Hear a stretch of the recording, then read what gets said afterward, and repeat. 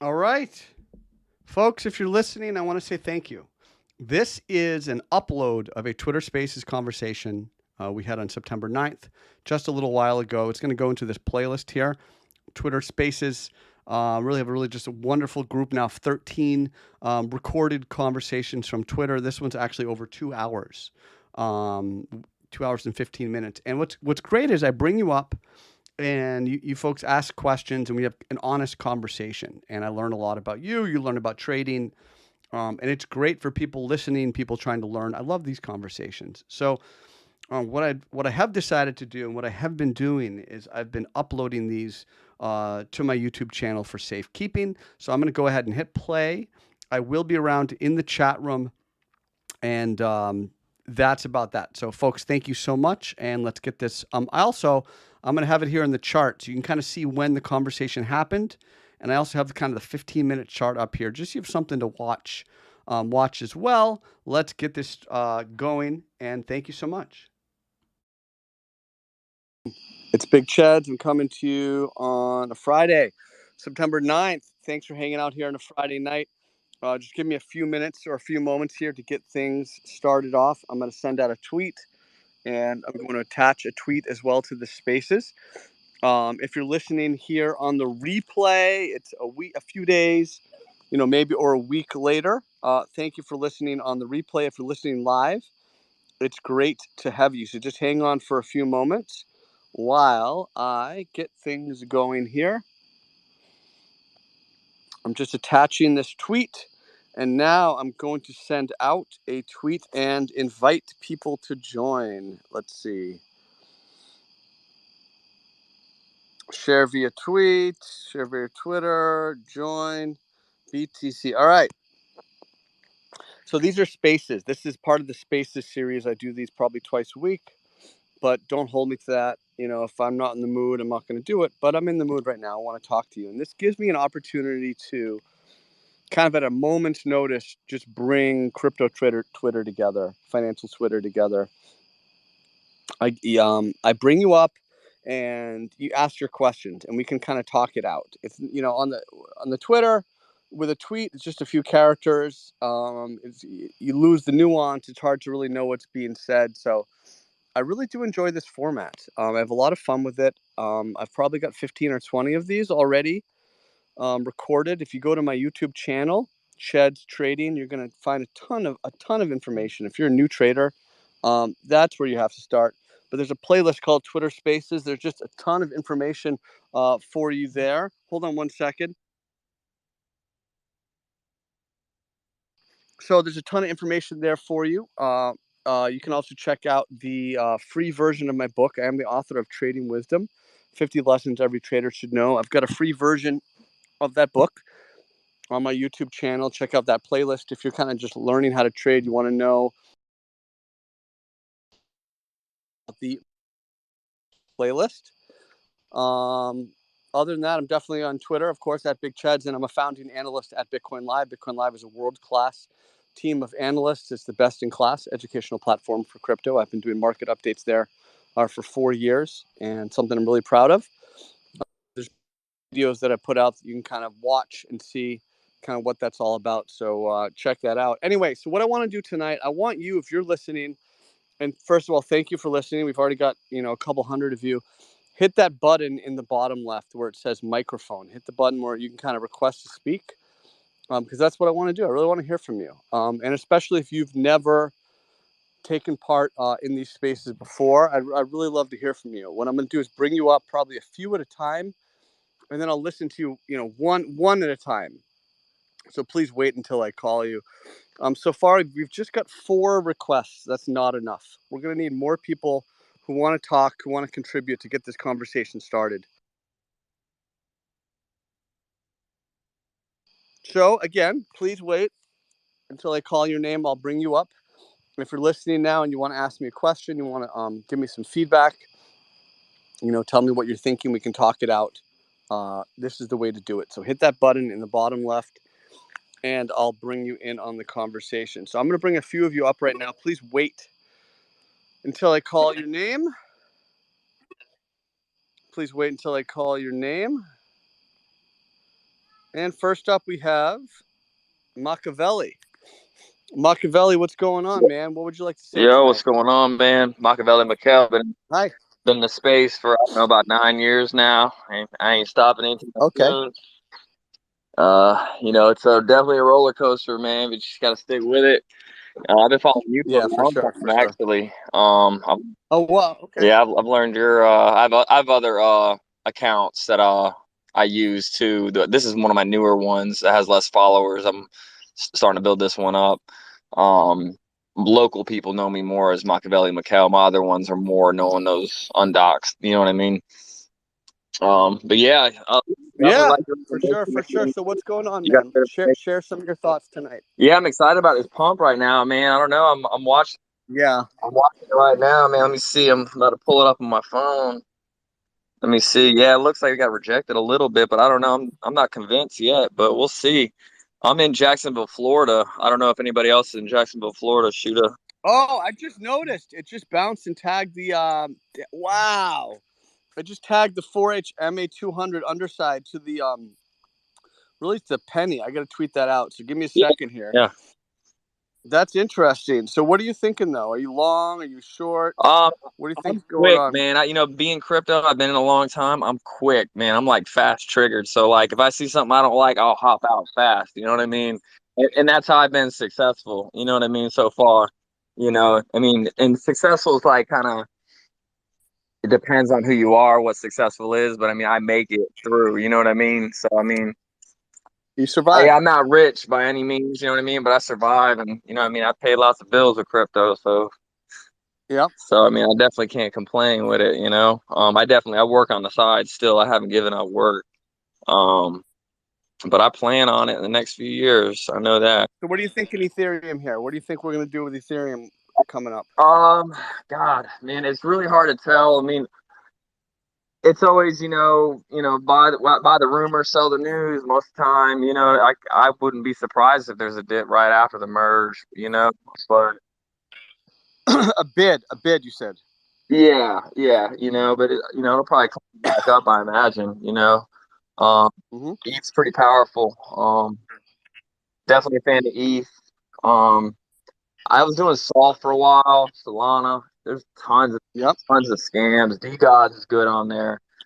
Um, but tons and tons of scams otherwise, but like the network's pretty good. Um, All right. All right. So listen, do you want to want to ask me a question or anything before we kind of move on, or what do you got for me, no, brother? I mean not too much. I don't know. I've been in the space a while, so I mean I've already got a pretty good understanding about it, So I mean I don't have Good. too many questions, man. Just wanted to add and talk to you because I followed you for a while, so I was like, oh shoot, let me check them out and see what's up. I appreciate that. Have you checked out like my YouTube? Do you watch any of that stuff? Not recently. Like when I first started, I did a lot of YouTube stuff, to learn, but now, I've just accumulated enough knowledge now where I kind of go off mostly what I know, and feel. I use TA and FA, Mm, together. So I mean, it just depends. okay. All right, brother. Listen, we're happy to have you, man. I'm glad you stepped up. Yeah, Um, yeah, thanks for having you just keep on grinding, bro. All right. me. Appreciate you following. Yeah, appreciate it, man. Y'all check out crypticthreads.news, man. I do news aggregation there. There you go. Check out my man. Cool. Appreciate Thank you, it. bro. Have a good one. So listen, yeah, just it's casual. It's Friday night. Don't take it too seriously. We're just talking. Although this is a recorded space, so it will be recorded for all space and time. But hit request. I want to hear from you. Hit that button in the bottom left. Let's see, Perry. You're up next, Perry. What's going on? Hey, Big Chad's Bitcoin Live member. Love your stuff. You're so Thank good. you. Thank you. Thank you for all your advice and your information. I wanna ask you about a scenario. I'm still learning. I'm fresh, right? Tell me about it, right? Yeah. So I've been watching that 1720 mark on Ethereum. 1720. That's a big pivot right now. I mean, it's just kind of sitting there, right? Yeah. So when it went above over 1720. Yep. I took a short when it hit just below 1720. Yeah. And I try to play longer than, like, I'm more on the daily, the 4 hour, right? Yeah. I'm not the short term guy. Um, went down to 16.95, 98. Yep. I didn't get out, came up. I had already moved my stop into profit. You got knocked out. Got knocked out. Yeah, it's gonna chop. Like, so go ahead, finish your question. But I can feel where you're going. So my question is, like it was a good spot. I felt I had a good thesis. Yeah. But is it just like the way the market and the chop of it, or Yes, I have a was I couple out at thoughts in lunch? this. Couple thoughts in this, and yes, so what to say? What to say? So yes, but you should be less inclined to short Ethereum than Bitcoin because of the relative weakness of Bitcoin to Ethereum. You should be, you should be really rather looking to see if you'd look into to long Ethereum above 720 and maybe short Bitcoin at some level. 4-hour MA200, 22.5. Even into the enthusiasm this morning. I woke up, I saw CZ Binance tweeting. And he was tweeting about, like, I hope nobody sold the dip or something. I'm like, oh my God. Like, and I just was like, here we go again, and it's just like, that's a sign of total, FOMO enthusiasm. So I started to look for shorts in Bitcoin, just kind of based on that enthusiasm and some, low time frame weakness. But I'm more prone to short Bitcoin than Ethereum. That's number one. But number two, your thesis is fine. I had a cough here. 1 second. Just allow me to clear my throat. So your thesis is fine, but you're going to get chopped out a lot. Most of the time, and you have to be ready to re-enter. So you get chopped out. Maybe re-enter if it breaks below 1700 again, rather than 1720. You're going to get chopped out a lot. Look at that. Look at the short we had off of Bitcoin at 25K. It was really hard to execute because the price kept putting in up thrust. Like, it kept triggering stop losses, right? It broke above the doji. It created an outside bar. This is April, whatever, 15th or August 15th or 16th, the 25K top here. And then the next day it broke that top. So it was really hard. It really made it hard for you to time your trade, your short correctly. So you got to kind of think the market's going to maybe shake you out at least a couple times. You're never really, even with a good plan, it's rare that you really can just lay it out and let it play out without having to manage it a little bit. Right, because I was like, at one point, when it got down below 17, I was almost like, geez, is it going to come back? Should I just close it out and get out? But then I thought, maybe Well, let's get a but you're little break bounce. even, right? You moved it to break even, right? Yeah, I was just barely in profit. I mean, that's like me. I'm the same way. I don't want to let a trade own me. I'll try to get down there as quick as I can, break even or just minor profit. And if I get stopped out, I say so be it. Because that way I've just limited my downside. And then if I catch the right move, I can really ride it and then just move my stop loss down progressively. That's kind of the way I'm as I'm learning. This is the way I want to roll, because at least I know that I'm not going to lose money if I do, it's very, very minimal. It's tough right here. I mean, it's tough. I mean, what a ridiculous candle. It kind of changes things. I mean, it doesn't really change things. It's volatility. So we have to readjust. We have to readapt. We're still below 22.5. We know that's a big deal in the Bitcoin chart. We hit 18.5. We've been like, so if you've been watching my videos, it sounds like you have, which is great, and thank you. I basically had been saying, like, I'm not sure exactly how low we're going to go here, but I think at least 18.5. And we did that. So now it's like, okay, that's a reasonable shakeout from the 25K top. And now it's just a question, it's just a question of can it flip 22.5? We're in this like chop zone. So it's tough to play it when the market's going to stop you out. It's going to find a way to kind of separate you from the position. It's going to make it really difficult. I don't think you really did anything wrong. Okay. Yeah, and I'm watching like the levels, like the MA20 and the EMA8. So it's like as soon as I get close to them, it's like, okay, now I got to be on watch to see if it's going to bounce or if it's going to push through. Look at this 4-hour in Bitcoin. It's kind of interesting. You see how it's developing, right? We have these big green candles. Then we had the long leg doji, and then we have another essentially long leg doji with kind of that rejection at the 200. This kind of looks like it's going to roll over here in the 4-hour. So I'd start to look maybe at I'd start to look at shorting Ethereum again, maybe 1700. Okay. All right. Awesome. Thanks a lot for everything. We're just hanging out here. Thanks for hanging out. All right. All right, take care. Great to have you. Listen, we got 350 people. There's only like 10 of you trying to talk. That's a straight up disgrace. Right? I do my part. I hit a couple buttons on the phone. I get to talk to you here. But you need to contribute too. I want to hear from you. I want you to step up and tell me what you're thinking. Hit that request button. I see a bunch of old folks, people I've talked to before. I want to see new folks as well. Let's see. Bear Market Wisdom, your turn. What's going on, Bear Market Wisdom? Hey, what's going on, Ched's? Long-term follower, man. I've been following you since 2017 or so. And what? Yeah, dude. I remember when your picture was like a guy like with a cheese head, and you were like Yes. sitting down in a chair, like riding on a. Yes. Yeah, man. That's I me. remember That's that me.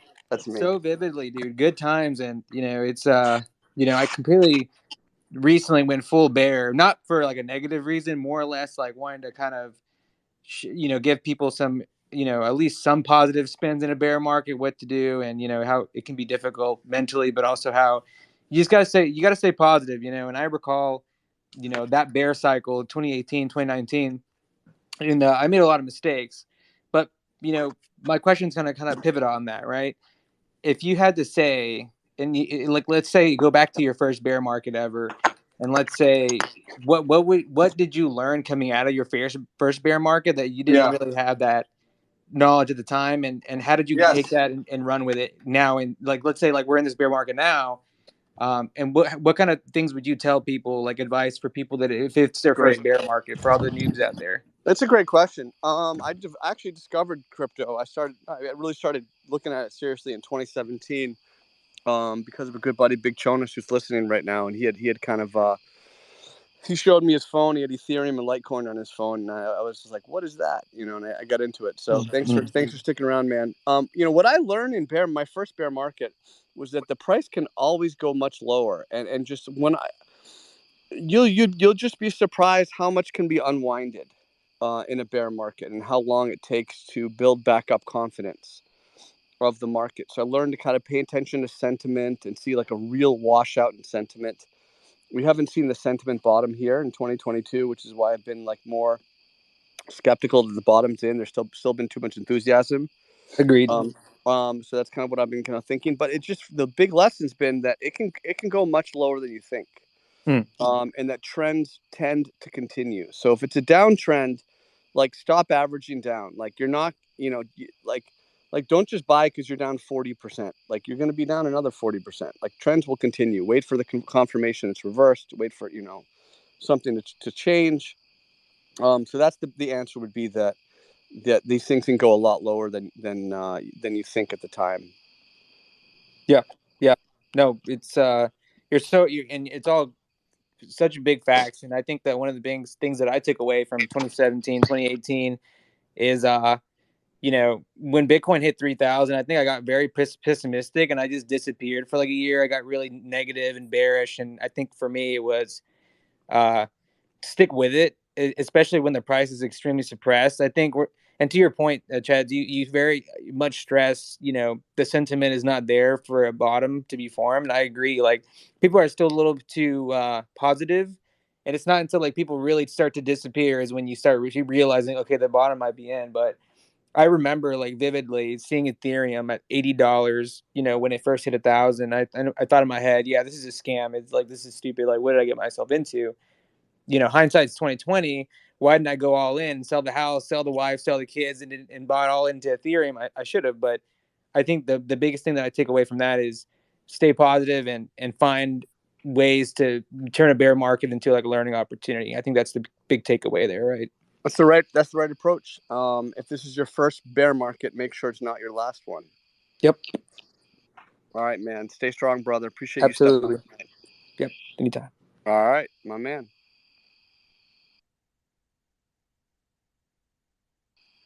All right, we have Weiss, Mr. Weiss. Boys, yeah, it's Yo. nice to what's going on, man? It's nice to finally meet you. Thank you. I just wanted to say I'm excited for the Web3 conference in October, and that's all I have to say. Just want to know if I have no idea what that is. Oh, gotcha. In Vegas or anything like that? I know they have poker in Vegas. Oh, gotcha. Yeah. Oh wait, is that the my bad. I know No, Melker. Scott Melker is yeah, exactly. You know what's funny? I was trying to cover for you. I was like, oh, are we just not going to talk about it? Okay, never mind. I know, right? No, I'm sorry. I don't pay attention to that stuff because I don't go to those usually or at all, and yeah. I mean, look, it's fun to be able to go to a place with people who are into what you're into, to network, to learn, to grow. I think that's awesome. So I think it's great to have something like that to look forward to. I hope you have a kick-ass time. Yeah, thank you so much, man. I hope to see everyone out there. See you later. Take care. Thanks for stepping up tonight. All right, listen, I want you folks to request to speak. I don't know how long I'm going to go on tonight. I just want to hang out and kind of hear what you think. I may or may not actually be trading right now while we're talking, but that's another story. Hit that button, the mic request button in the bottom left. I'll bring you up. Next up, we have Hot Rod Solana. Hot Rod Solana. Mr. Big Cheds, what's going on? What up? Great stuff, man. I've been following all you guys at Bitcoin Live. A member for about a year. Oh, wow. Yeah. Good. And I mean, all you guys are just world class. And I find just the mix of views and opinions and technicals to be fantastic. How do you like the fact that we don't like sit around and like decide what to say? You know, like you don't, there's no like groupthink, you know? What do you think about that? Well, actually, it's interesting. That was sort of directionally what my discussion / question was. To answer your question, I think it's great. Like, I think it's super important that each of you kind of has your own style, has your own thing, and kind of brings that. But one of the things I wanted to raise is like, what about the collective? Instead of groupthink, like everybody, like taking the best from everybody to kind of navigate through, right? Like for example, the cycles theory that Bob brings, like it's pretty clear that the 60-day cycle in Bitcoin is pretty spot on. I mean, there's times where it's a little fuzzy or hazy, but like generally, and one thing that I haven't seen him specifically talk about is it seems to kind of coincide around options expirations, like give or take a week sometimes, right? That's interesting. Sure. And I'm sure there's probably something at play there with like the market makers and you're pushing price around, but like here we are, right? Today's candle, decent, like greater than 50% chance probability that it's like day one, of a new cycle, which could be anywhere from 10 to 40 days of strength. I think he's also been clear, like he doesn't know where the high is going to go, he doesn't know where the low is going to go, but the timing is pretty good. And I also find you're pretty good at the peaks. I think he's better at the troughs and you're better at the peaks. So I'm curious if you follow the cycles or like his stuff, and if you put and if you kind of overlay, like let's say there is a probability that we are in a new cycle, and with the Ethereum merge coming up in about 10 days, then one would say it's probably a more bullish time than bearish. Now who knows if it's just oh god, there's so many thoughts. First of all, Bob's like a great guy. I know him personally, and he's helped me out a lot in life. And I've done my part too, so it's been a good relationship. But I don't believe in that stuff. I hear you talking. It sounds like narratives. I hear stories. Like I want to see the price break above 22.5. That was the higher low we lost. Like I just look at momentum. I don't want to hear a story. I'm just hearing stories from you, and I'm not saying you're wrong, right? But just like that's all I'm hearing is story. Like, don't tell me about the next, whatever, 45 days, 10. Like, what are we talking about here? Like, we're still trading below the weekly 200. You should be incredibly skeptical of every bounce. It's classical charting. We just had a massive bounce in a downtrend. You should be looking to fade this move. It's instinctually. Like, until proven otherwise, you should be looking to fade this move.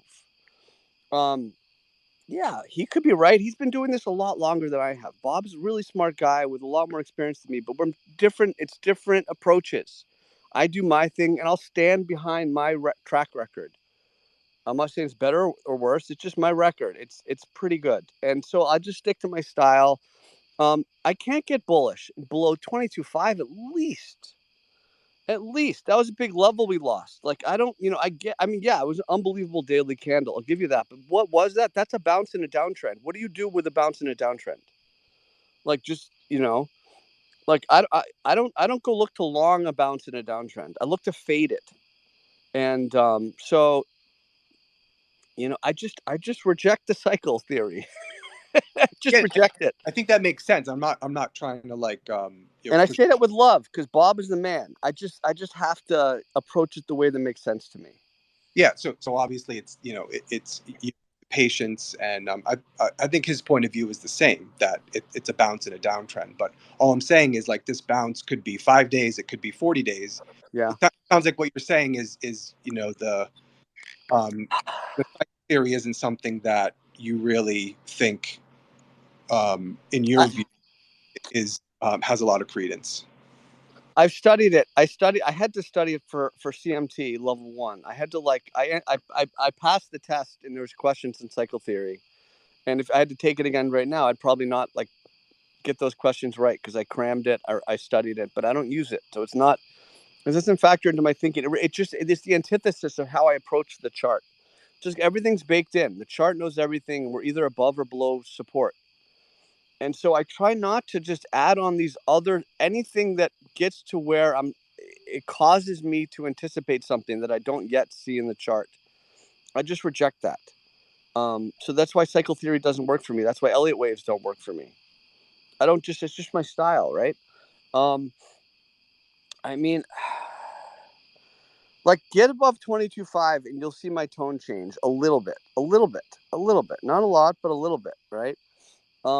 I've been anticipating, and you've listened to my videos, I assume, right? And I've talked about potential W bottom scenarios. And I think the best one is a lower low from 17.5. I just don't see us putting in a higher low at 18.5 and just going from there. I just don't see it. There's just way too much bearish momentum until proven otherwise. So I got to stick with that. I mean, we just had that deviation on the weekly chart with the EMA 8, like we saw back in February, March. I've trained myself not to get carried away by these smaller moves within a larger trend. And I have to stick to that. I have to let the larger trend momentum guide me. So I guess that's how I would answer that. Got it. That makes sense. But look, I'd be happy to be wrong. It wouldn't be the first time. So anyway, I appreciate you, man. I'm glad you stepped up tonight. So thank you so much. Yeah. Thanks. Have a good weekend. Take care, buddy. All right, let's go. BMO, it's your turn, BMO. What's up? What's sloppy, Poppy? What's up, Big slapping? Cheddar? What's How you slapping? doing, bro? Yo, que onda? I mean, a 10% candle is obviously it's proof that we're still in a bear market, right? Because that only a green 10% candle only happens in bear markets. Wait, hey, hold on there. I don't know. Yeah, it's a pretty nice little candle. I'll give you that. Did we close yet? Let me look at it again because we had that little move there recently to the 200. Yeah, it's still a gorgeous candle. Yeah, but listen, the question for you is, what coin broke your heart? Because you talk about don't ever fall in love with a coin. They'll break this, and it's like a chick that cheated on you, bro. RVUE. Oh, was it? Yeah, I wrote it to zero. It literally got delisted. I believed that it was going to be reformed the next day under some new entity. I mean, I watched it. I watched a position that was like a 5-figure position become zero overnight, and I was told it was going to delist, and I said, "Oh no, the DD, the FA tells me this, So I did that a few times. That's the one that jumps out. I thought it was Litecoin. Dude, I've made so much money on Litecoin. Are you kidding me? I even have my wife trading Litecoin, and she's done pretty good with it. I've traded Litecoin's my actually one of my favorites because I've done some of my best trades in Litecoin. All right. No, I know that chart. I rarely miss in that chart. All right, cool. Thanks, bro. Thanks for everything, man. Thank you for everything, Cliff. All right. I mean, BMO. Sorry. Right, thank you, bro. Cliff, what's up, Cliff? Hey, what's up, Chads? It's funny Nice. because last time I spoke to you, I was in Barcelona. Now I'm in Denmark, and it feels like you're my travel buddy. Always having a beer and always meeting you and listening to you. Oh, Yeah. I'd love to be having a beer with you in Denmark right now, man. Come on. Yeah. So I got a question regarding shorts. Basically, I'm a total newbie, yeah, so take it with a grain of salt. I don't even know how to short because Then I assume you just need, don't, yeah, just don't, I assume it don't. requires leverage. But I No, created, not always, not always.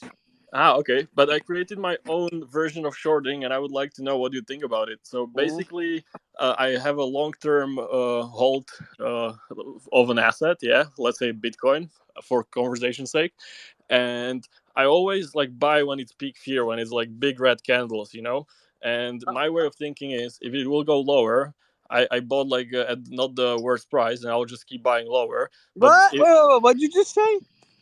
You just well, keep buying lower? yeah. I mean, What is let's that say, strategy? What if it goes to zero? well, I'm talking about an asset that I believe in the long term, So Are you believing? Why are you believing? When you believe in something, you're allowing yourself to forego risk management techniques. Never believe. yeah, You need to eliminate that. You either believe in protecting your capital or you believe in whatever you're just about to tell me about. yeah. That's the biggest red flag, that word believe. Okay. Good point. But I have still like a certain amount that I'm willing to put into an asset. Like I wouldn't go like. Are we talking about Apple or are we talking about like Solana?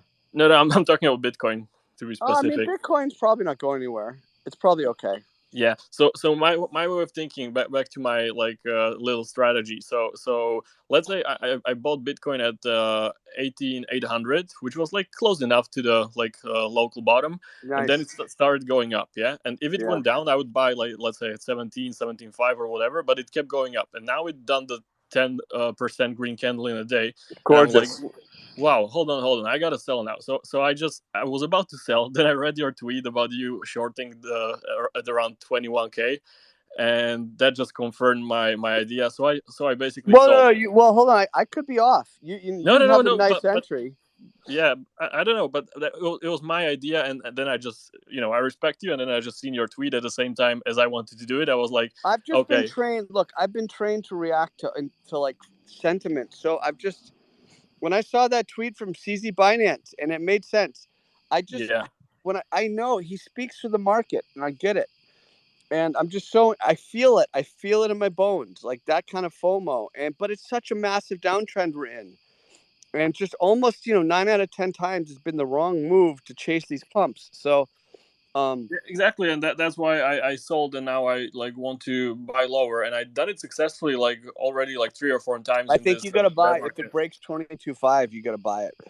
Yeah. Okay. That's the answer which I was kind of looking for. That's how I look at it. I mean, that was the higher low when the price attempted the stair step. But when the price, sorry, yep. Yeah. When you say break 22.5, you mean to close a candle or just reach that price at any point? Now you're talking about a confirmation method. Confirmation method is user choice. Okay. I trade intraday. I'm really just kind of on. I'm going on price penetration, but you got to decide if you can watch it. Is it closed? Is it 2 closes? That's up to you. For me, I'm playing intraday, so it just breaks it. I'm in basically with a little bit of a filter, a little bit of a price filter, but you have to figure out based on your method, your timing, what you can do, how you approach that. Okay. And can I have one more question? Yeah. So I started writing down these questions, so I'm ready for your little Q&A. So basically, do you ever enter a long on the top of the Bollinger Band, or do you ever enter a short on the bottom of the Bollinger Band? Yeah, definitely. If it breaks a horizontal structure, absolutely, because that's how I'm defining my risk. Okay. So if 100's the resistance and it keeps bumping up into it, and then it finally gets up to it again, it's at the upper Bollinger and it breaks it, I'm long because it broke resistance. Some of the best bullish moves, if you look at Bitcoin, I mean, I don't have the chart in front of me. I could pull up on my phone, but I'm trying to think. I believe the ride up to the initial, 64K, the first peak in April, whatever, it rode the upper Bollinger in the daily. It went upper Bollinger, to EMA 8, upper Bollinger. I mean, you get some beautiful price acceleration. So, when you're looking at upper Bollinger, you want to fade a lower to upper Bollinger Band move in a downtrend. Uh-huh. So it's context, right? A lower to upper Bollinger Band move in a downtrend is what you want to look to fade. But if it's in an uptrend, it could very well continue and ride that Bollinger Band up if it's uptrending. Yeah, because just from my short experience, every time I bought at the top or the bottom, it done just the exact opposite that I wanted to. So I was just thinking whether it makes sense. It makes sense. Listen, Japanese candlestick theory works really well when you combine it with Bollinger Bands. So, like a hammer candle, where do you want that? You want that at the lower Bollinger or below it. I already bought the book. I just need to read it. Which one? Which book? The Japanese candlesticks and what about my book? What about my book? Oh yeah, that was the first book I bought. Yeah, I got that one. Yeah. Candlestick book's easy. I mean, don't create this like worry. It's gonna be hard. I don't want to read it. Like you look at it. I just didn't have any time because like I bought the physical book and I'm traveling literally every week and I couldn't carry a book around. But now I bought the Kindle, so I'll just put it into buy the Kindle version and do that and study on the way. Yeah, give it a shot. It's worth it. Yeah, 100%, man. Like, very appreciated. Like, for all the materials, all the free and even paid alpha you give to everybody is like massive. You're like nobody else, at least to me. Thanks for hanging out, man. I wish you well. Travel. Yeah, safe. Thanks, bro. I'll be listening to you more. See you later. Cheers. Listen, I'm Big Chad's on Twitter. Author of Trading Wisdom. It's on Amazon. You can get it for free on my YouTube, Chad's Trading. Also, check out Bitcoin Live if you want to stop messing around. Who's next? Let's go, Troy. What's up, Big Cheese? Hey, Troy. How are you tonight, Troy? I'm doing all well. Okay, all things considered. I'm in bed with a torn MCL right now. A little hurricane. Bro, I just had my MCL surgery. Oh shit! So it was like stage 3. No, it was cool. I had ACL actually 4 years ago, and then I finally had meniscus and MCL stuff. Like I'm good. I'm back on my feet. So I feel you though, dude. Like you take mobility for granted, right? You take the ability to just like walk around for granted until you can't do it. Totally. Yeah, I couldn't even take a shit. Like I couldn't even bend my knee to. Dude, after my ACL surgery, going to the bathroom, I still think about how painful that was. Yeah. So it's like, yeah, you definitely take it for granted. Yes. But so I'm here in Southern California. We got like a little hurricane coming up, so it's raining. It's weird, but I'm trying to make the best out of my time in bed right now. And so I know it's kind of probably like some new questions, but I've listened to a lot of your stuff, and I've been watching your YouTube in bed here too, and some of your master classes. And all right, player. Just trying to like make the best out of my time to educate myself and not have risk right now in this bear market, but make educated trading like decisions on like smart moves to make right now, because this is the time I feel like you can make a lot of money. It's not like Bitcoin's at like 69,000 and stupid time to be trading at the top right now. I feel like there's a lot of potential, and I just want to make the most out of this time.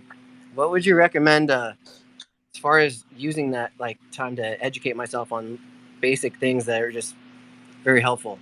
What I would tell you is this. I'd tell you there's never been a better time to be someone like you. There's never been more like free alpha out there. Like I've been able to build up a library, and I'm just one guy. Like there's a lot of good educators out there putting out really good free stuff. We're active in YouTube, active in Twitter. So like, I'm thinking back to 17. There's never been this much good free stuff out there. So like, it's there for you. You got to be hungry. You want to take advantage of it. Right. I believe, yeah. And I got into crypto about a year and a half ago, and I never had a Twitter account. I hated Twitter, but I feel like you said, there's so much alpha on Twitter. That's why Twitter to learn from. But listen, here's my advice. I'll say 2 words to you. Bet small. Okay. I've heard you say that before. Yeah. You're showing that you need like another like 3 or 4 years, man. I mean, you just got to accept the sooner you accept that, the better, right? Because it's, everybody wants to pick up a guitar and start playing Stairway to Heaven, but that's not how it works. So give yourself some time, bet really, really small, and read textbooks. It helped me a lot, but maybe your journey is different than mine. I did order some of your books. Yeah, I ordered like the Japanese candlesticks books you were just talking about. Good. Your other book too. So Have you watched my market updates on YouTube? I haven't been watching those. No, I just watched some of the master classes and then the other. So watch the masterclass first. Watch the quick market updates. I do this like tweets explained, where I'm due to. I need to do one. I'll do one next week. I'm like changing my office around, but I explain like there's a ton of stuff. You got to watch everything. You got to watch all my videos. Like I'm trying to hook you up. It's there, and I hope it helps because and I have fun doing them. So thank you. And so one last quick thing, like, so when I hear you talking about like EMAs a lot, and I know this probably sounds like a stupid question, like the 8, like 20, like what is like? Yeah, listen, there's no stupid questions. EMA, what's an EMA? It's an exponential moving average. It's more sensitive to short-term price action. So, for me, you really want to only use those on short term. I use 8 and 34. All right. Other people use like Big Jonas, who's listening, uses 12 and 26. Which are very common, but you don't want to use like a 200 EMA. That's ridiculous. Okay. Right? Because if it's exponential, it's short term. It's sensitive to short term action. What's the point of a 200? So you want to use EMA for short term. You want to use simple moving average for long term. If you watch my master classes, you see which moving averages I use, and I explain why. So I would just kind of go from there and kind of adapt your style. Make your style simple. Cool. Have a simple style and bet small and get some experience.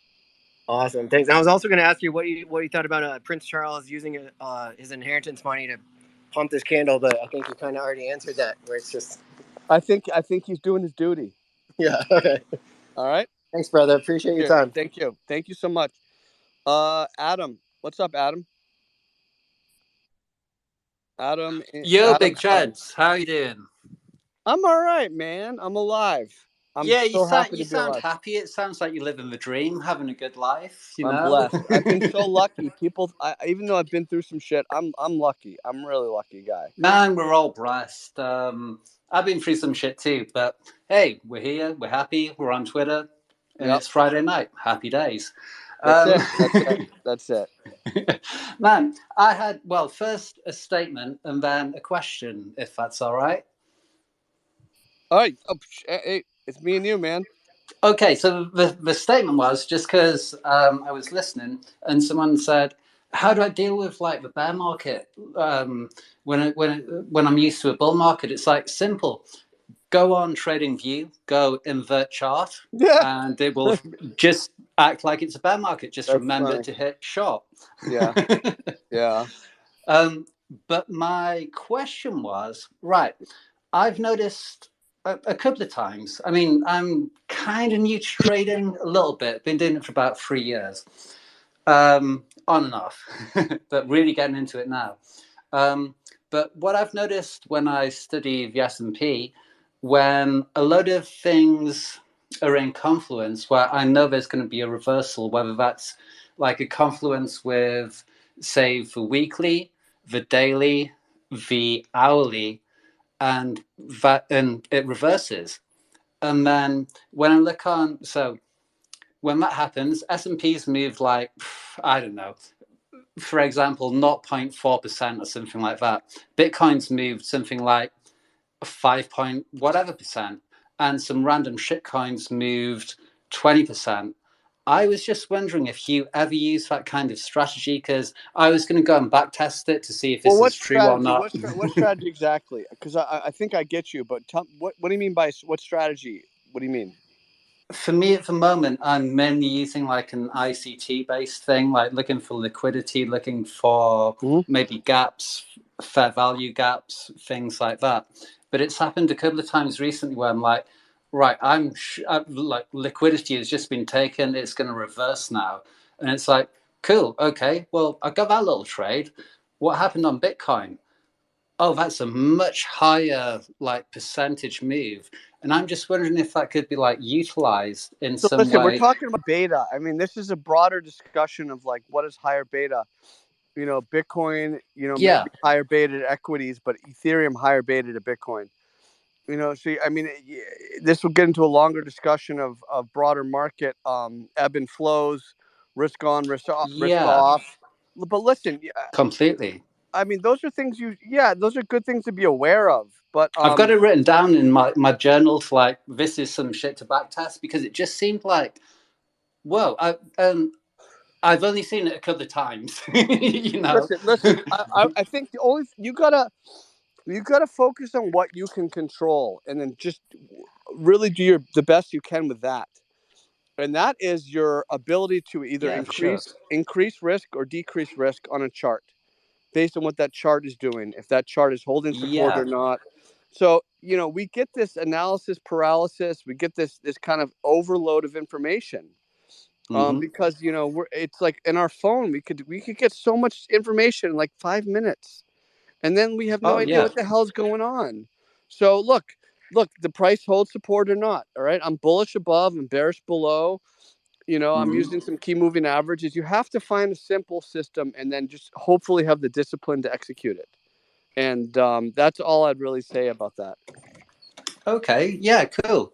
All right. And thanks, Chaz. And one thing I would say, I've listened to a couple of your spaces, and man, thanks for doing this, and thanks for being just cool with people. Not a lot of people are doing that. I've listened to some other spaces where everyone's like kind of talking over each other, or like people fighting and stuff.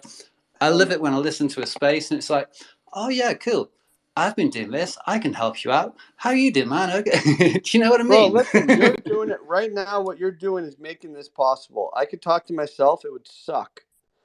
And so I'm glad you stepped up. It makes it a conversation. I was a noob before, and I'm still, I'm not a pro yet. I have ways to go. People think I'm a pro. I have my own journey, but I want to pass on what I know, and I have fun with this stuff. So, Good times, thank you. man. All right.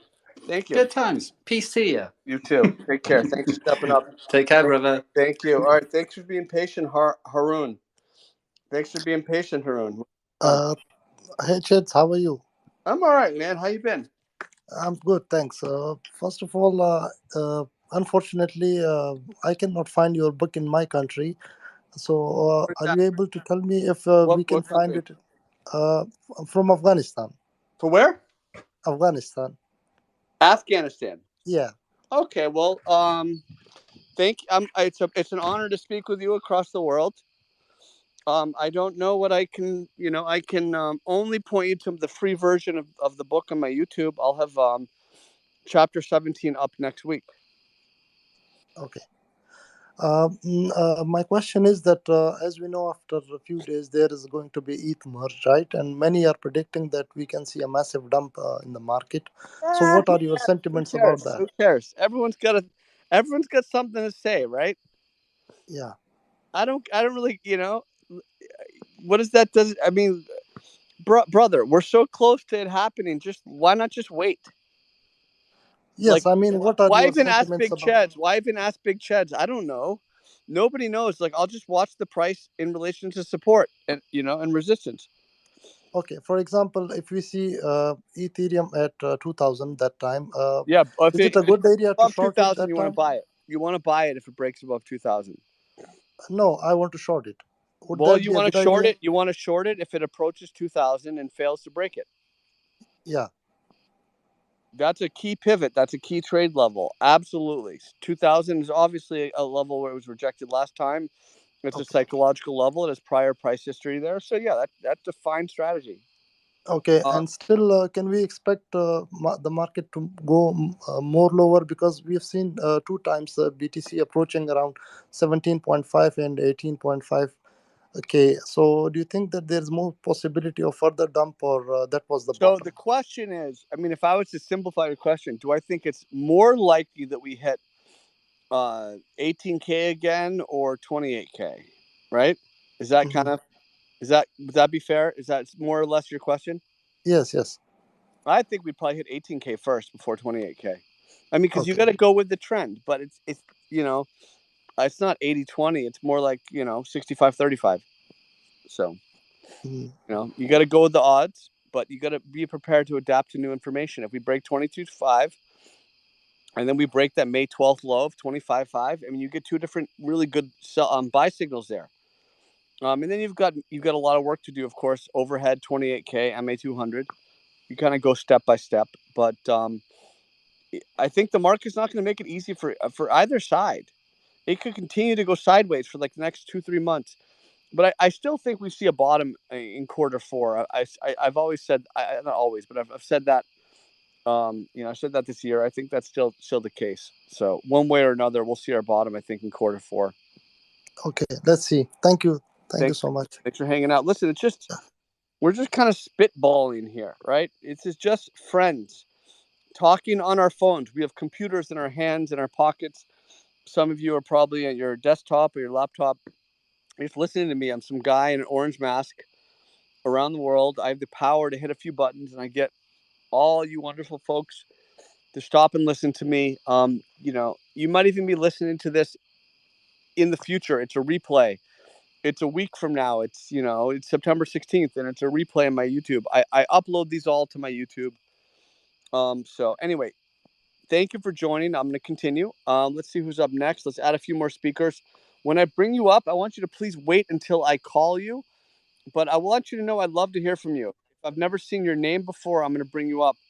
All right, let's see who's first. Dave, you go first. Dave Murphy. Hey, Chaz, can you hear me? Yo. How are you getting on? I'm pretty good night. The weather's still warm. It's been a good week, stuff. and I'm still here. Very good.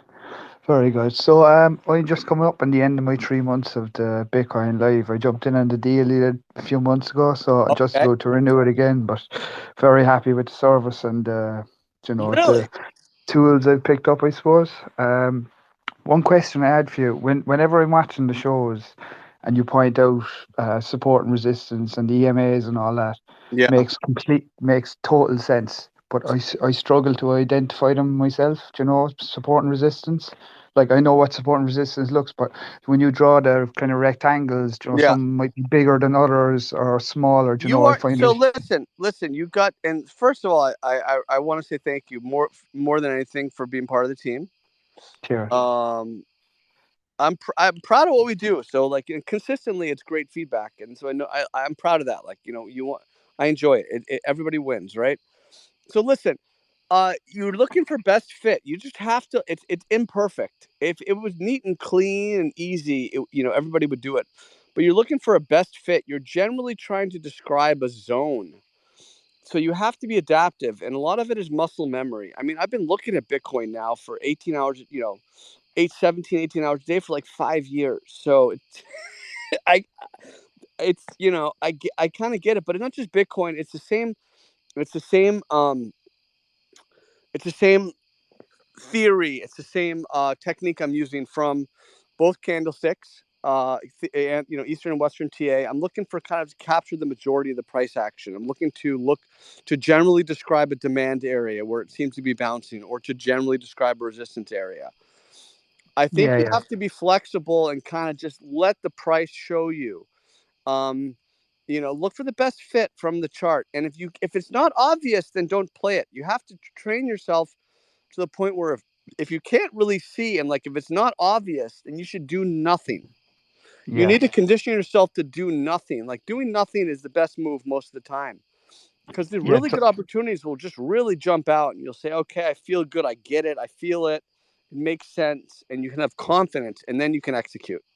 Yeah, I get you. Cheers. So you mentioned like the 4 rejecting on the 200 there a minute ago. Yeah. Would you short straight away on that, or would you look for a different moving average? I shorted on that.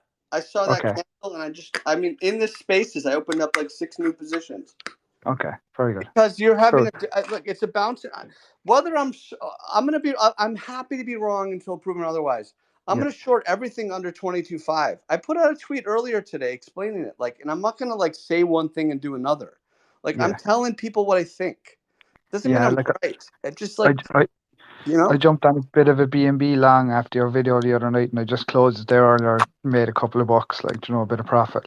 But like you say, now after a big move up and below that crucial level, you would imagine it will probably go back down a bit again and test at least.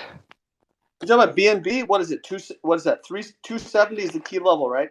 Yeah. So I think I bought a 277 and it's at 292 now, I think. I mean, BNB is a market leader when it's a bull market, which is why you've seen me kind of covering it even through the kind of the worst, kind of the worst periods. Yeah. And it held 270, so Yeah. it just held it. That was it. And you didn't need to be fancy with your technical analysis. You just had to draw a zone and say, this is where buyers keep stepping in, and as long as buyers keep stepping in, I can go Exactly. along here. Yeah, I just decided to close it out and just secure some profit because too many trades have opened lately and they've been in profit and I haven't closed them out and they've either stopped out for a small loss or a break even. So Well, I what just rather about this? Have you considered splitting your trade up into multiple positions, and then moving them up kind of into profit, some at break even? so like Rather close half the trade and set your stop loss to break even, is exactly. that? Or Okay. slide your stop loss up for half of the positions. I don't, if I was going to do $1,000, I'd do 4 $250 positions. Okay. All And right. then I haven't thought about I that. could bring 2 up to kind of half profit and 2 at break even. You can do different things. Give yourself more flexibility than anything. Yeah. That makes sense. Yeah. All right. Very good. Yeah. Perfect. Cheers. Thanks, Chad. Keep in touch, man. Good job. Cheers. Thanks. Bye. Those are my students. Heck yeah. All right. SB 11. SB 111. Hi, Chads. Good evening. Thank you so much for having the space. I'm trying to guess. Are you from Caribbean? No, I'm from India. Okay. Well, thank you for joining tonight. Yeah. So I am more from like this opposite side. I'm a creator and in the community space and came to Web3 from that side and was just trying to understand trading. So somebody said, check out Chads. Oh. Yeah, and so I like went and I really appreciate all of the effort you put to kind of explain and really put your heart into trying to explain things. Maybe I think I understand 5% of trading now. Like I don't think I would understand more because I'm a very abstract person and I live a very abstract life and have very abstract. Life is abstract though. Life is abstract. It's all user choice. Yeah, right? So then yeah, at some point I was like, okay, as an artist, like if I can manifest things out of thin air, then somehow maybe thinking about money and relationship to money and how it flows could be a nice entry point into having like a healthier relationship to that. Listen, we have to find a healthy relationship with whatever we're interacting with in our daily life. We wake up, we go to sleep. We need things. We need water. We need resources. We need entertainment. We need companionship. We need endeavors, things that push us to grow. We want to express ourselves. We need purpose. So you need to have a healthy relationship. And people trade for fun. People trade for money. And you have to find a balance. So look, you're a developer and you're on a different side. I'm just looking at price action. To me, it's all basically nonsense.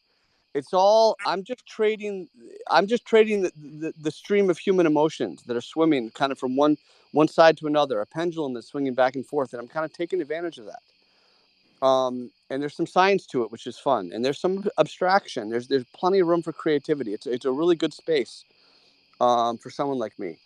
And there's enough logic that you can kind of make it work. So I'm, from where I'm coming from, I enjoy it. But yeah, I would just say you need to have a healthy relationship with it in any way you can, whatever you're working with. Wow, thanks so much. You like tapped into that sensitivity I was trying to like, that thin line, which I was trying to ask you the question because it's so interesting that you see it as some kind of like not really a graph but a moving kind of like a creature.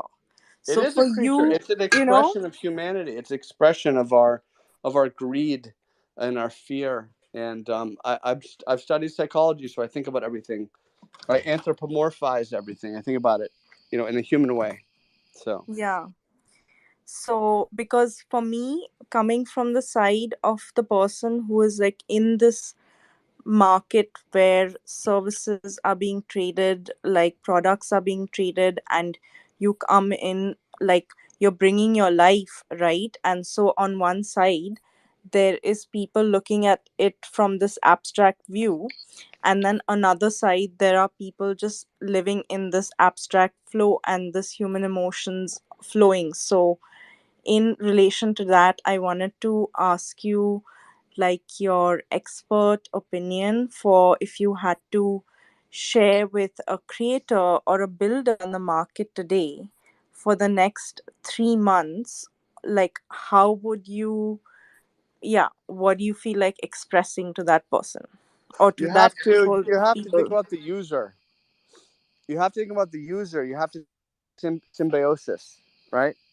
Whatever you're doing has to be symbiotic, so everyone wins. It has to be, you think about like rug pulls in crypto. You think about rug pulls in markets where you just have like companies that pay influencers to pump something that's nonsense, and then the people just lose. And those people are out of the market now, right? Yeah. You need market participants. The ecosystem needs to thrive. It can't like eat itself, right? So it just has to be like it's got to be a paradigm shift away from that. It's got to be kind of a movement towards finding the symbiosis. So as a developer, you're obviously you're attempting to offer value. You've created something, and it has to be a value which is made better by the user. The user makes the value better, and then you win, and then everyone, you keep working together. So you just got to find a way to work with your user. I don't know what you're doing, but just if I was to speak to I'm a that creator. abstractly. I'm an artist actually and a creator, and I create experiences and What does that mean? like, You create experiences. What does that mean? yeah, it's like a toolkit that I've like made to help people and groups have deepen their experiences towards whatever they're exploring. It's like a new thing in material art. Okay, I mean, I'm a pretty abstract thinking person, and I'm not sure where you're coming from, but it's all good. I'll invite you for my spaces. I don't know how to invite you, but I'll invite you. You Yeah. can come and have the experience. Okay. All right. But then like there's also artworks and like NFTs, which actually are different experiences that you can tap into. Yeah. And those kind of things. So I'm not sure. So it's great you stepped up. I love this. I love things that I have to stop and think about that kind of push me in another direction. Thank you. Whatever Thank you for you giving your time. Hey, thank you so much. Try to provide value, and try to think of whatever your end user as a partner, and then whatever you're doing, I think will succeed. So thank you so much. Thank you. Have a great one. Thank you. All right, that was cool. See, I never know what I'm going to get, folks. I want to hear from you. I'm just a guy who's hanging out. Let's see. I'm going to add up some people. When I call you, please step up. Next up, we have Profit Beast. Profit Beast, what would you like to say? Hi, Chads. How are you? I'm doing pretty good. It's Friday night, That's it. First of all, as everybody has said, the same thing. Your content is great. So thank you for putting all the effort and giving us all the tips and everything all the time. Thank you, man. I'm just a degenerate, so don't worry about me. Chads, the thing is, I'm going to be, I really need help or something. I'm always trying to refresh myself. So I'm sort of, I keep myself open to learning. I'm always trying to been trading for a while anyway. But something that just keeps me bothering, and is confirmation, and I couldn't get to an answer to it. Oh. I've tried several ways, candle close, candle, wait for two candles, one candle, this, that, Yeah. but couldn't get to an answer to it. I mean, so here's the answer. let's talk about your 22,500. That is probably a key point. That's how I'm looking at it anyway.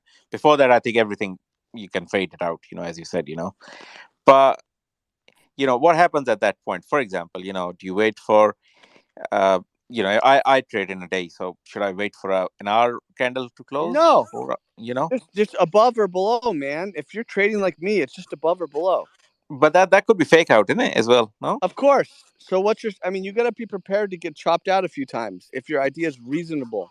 Okay. You got to be prepared to try 2-3 times, and then once the level's been chopped out, it's not worth playing anymore. Right? A level is good if it's traded clean, if it's respected. If it's not respected, it doesn't have as much value going forward. Because then what are we doing? So you're just constantly working with what your best available information is, and just always readjusting it. Adjusting it. Yeah, no, that's what I've learned over the years. I think best is keep on adjusting and tuning it up always. You got to find your risk tolerant style. But yeah, for me, it's just as soon as the price hits and we're right at an area, and then I'm gonna drop to low time frame, and I'll look for some upper shadows if I'm shorting. Yeah. I'll look for lower shadows if Yeah. I'm longing. I'll look, stuff like I'll look for a spring or an upthrust. Fair enough. That kind Fair of stuff. enough. That kind of thing.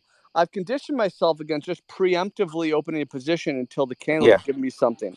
I have to wait for something. I gotta wait for some candle weakness, or candle strength or something against the trend, and then so just drop to lower time frame.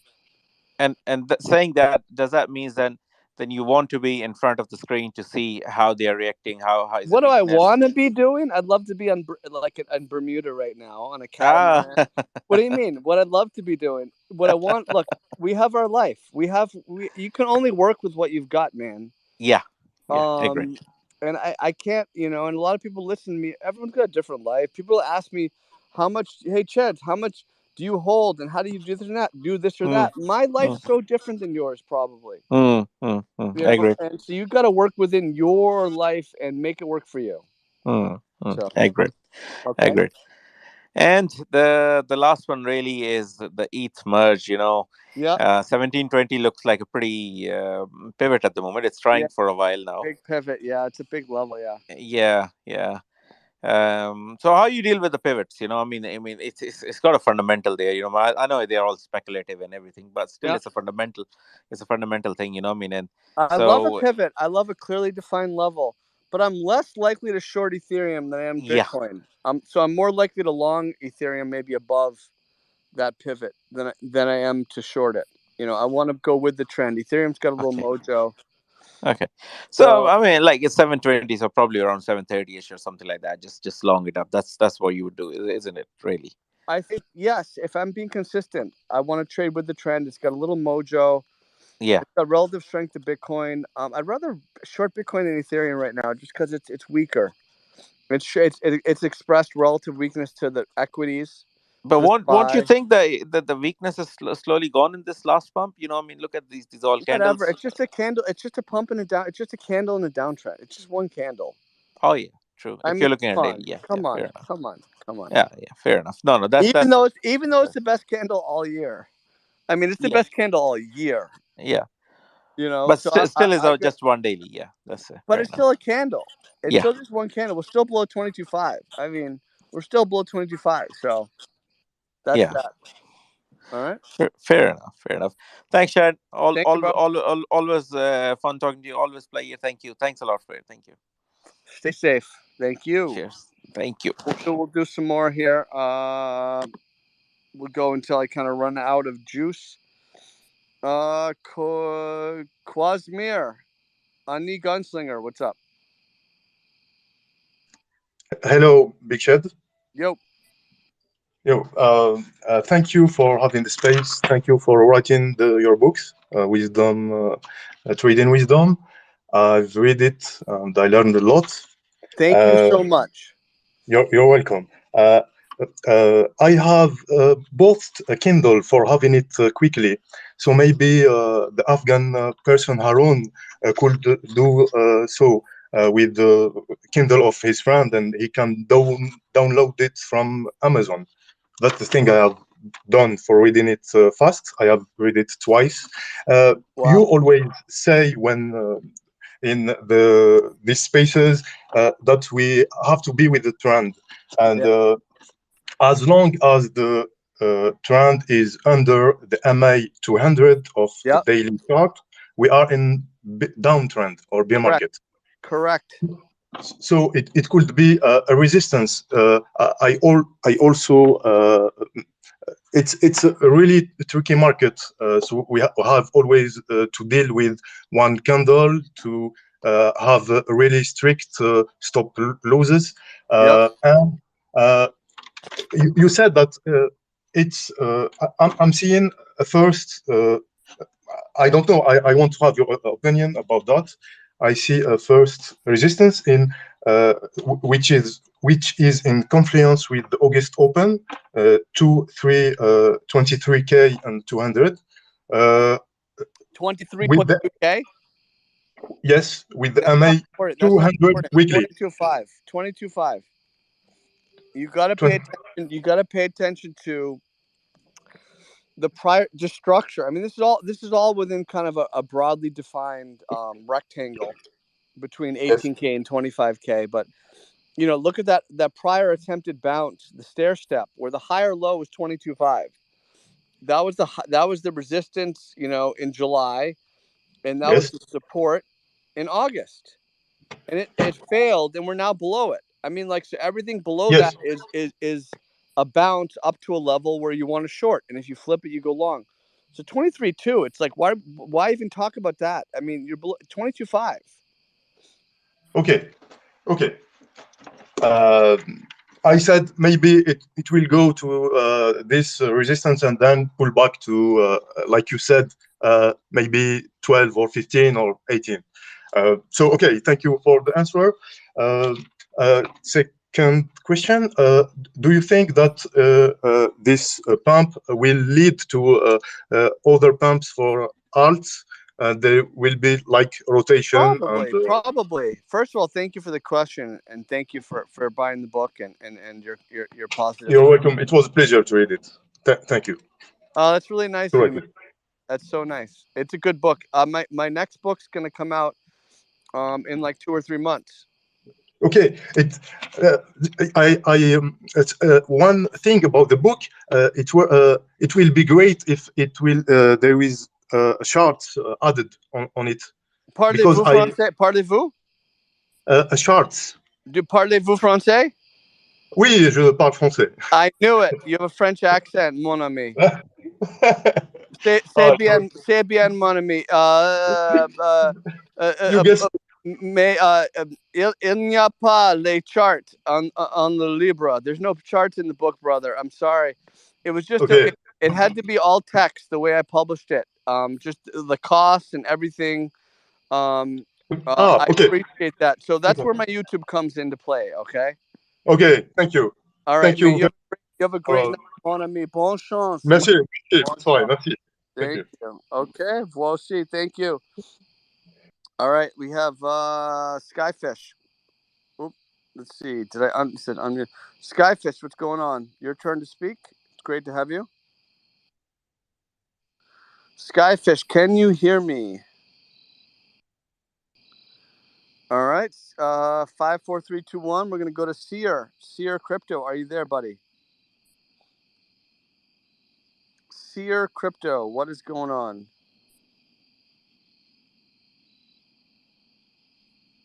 Yeah, can you hear me? Yo, sorry about that. Oh, great. I mean, good talk to you. Been following you for a while. Bought your book.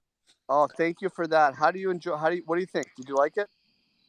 Man, I really like it. I really like it because, I even cop some stuff and put on my notes on my phone so I can remind myself. And yeah, man, I'm my journey for learning. I started in the peak 2017 to 2018, lost a bunch of money, mate. Yeah. And, it's just, left that and just signed up for Ironman triathlon from all the way from 2019. And luckily, I managed to come back in this last bull run, kind of make all my money back again. And since then, didn't sell on the top, but kept most of my profits. And since then, I'm trying to learn, mate. Got your book and been following a bunch of guys on Twitter. Do you feel in control? Chad, let's say at least now I'm not losing money crazy, I'm not going full, when I'm losing in small. Yes. But I'm not making money and not losing, let's say I do make a good, entrance, make some money, but then I end up losing again that profit. But I'm kind of in control, let's say. I'm not losing a lot, but I'm actually not profitable trader. Well, you're still here, right? You're still in the game. Yeah, You're because man, I really surviving want to every learn. time. Every week you survive, you're closer to making it. Yeah, I have that feeling, and at least I'm not abandoned like before, like because I got so sad when I lost all my money, like man, it was my life-saving money. I not even told my wife for a long time. It was very hard for me, going through that. I see some people sometimes on Twitter going through it and I feel the pain, Yes. But man, thanks God I recovered. But one thing I want to ask is, I'm been following your stuff, and as I said, following a bunch of people, and I'm a bit lost, man. What you recommend, just stick to basic. Fala português? Eu falo, brother. Falo sim. Yeah, I knew it. I can tell your accent. You're fala português. Yeah, man. That's I live in two in a row. UK, That's but my good. accent is there. That's pretty good. I can pick out just twice in a row. I got your accent. Nice. Yeah. Buon notte. Buon notte. Boa noite. Boa noite. All right. Sorry. I love people, man. I love people. I just love It's cool, man. All right. So your question was... My question was, look, mate, I see you using Bollinger, but I've not really been looking for stuff for Bollinger, but I didn't find anything good explaining how to use. Have you watched my YouTube? There's a playlist called No, Masterclass. not all of them, Chad. I'll be honest. Not just all of them. There's 3 videos. It's called Masterclass Webinar. You just really need to at least watch the last one. It explains Bollinger Bands, candlesticks, volume, moving averages, my everything I do. It's kind of like the only you have to watch that to understand everything else I do. Right, I will do that. And one question regarding that, Chad, for beginner, what you recommend? Because sometimes I've been tempted to do day trading, or you think swing trading will be better? Depend of your. What do you think? I mean, I don't know you, man. What's your discipline level? How hungry are you to learn? I mean, man, I am very hungry, man. You're very hungry. You start day trading with very small amounts of money.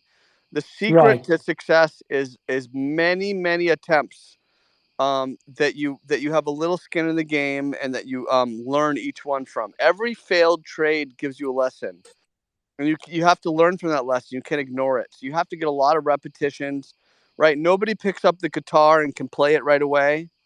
Yeah.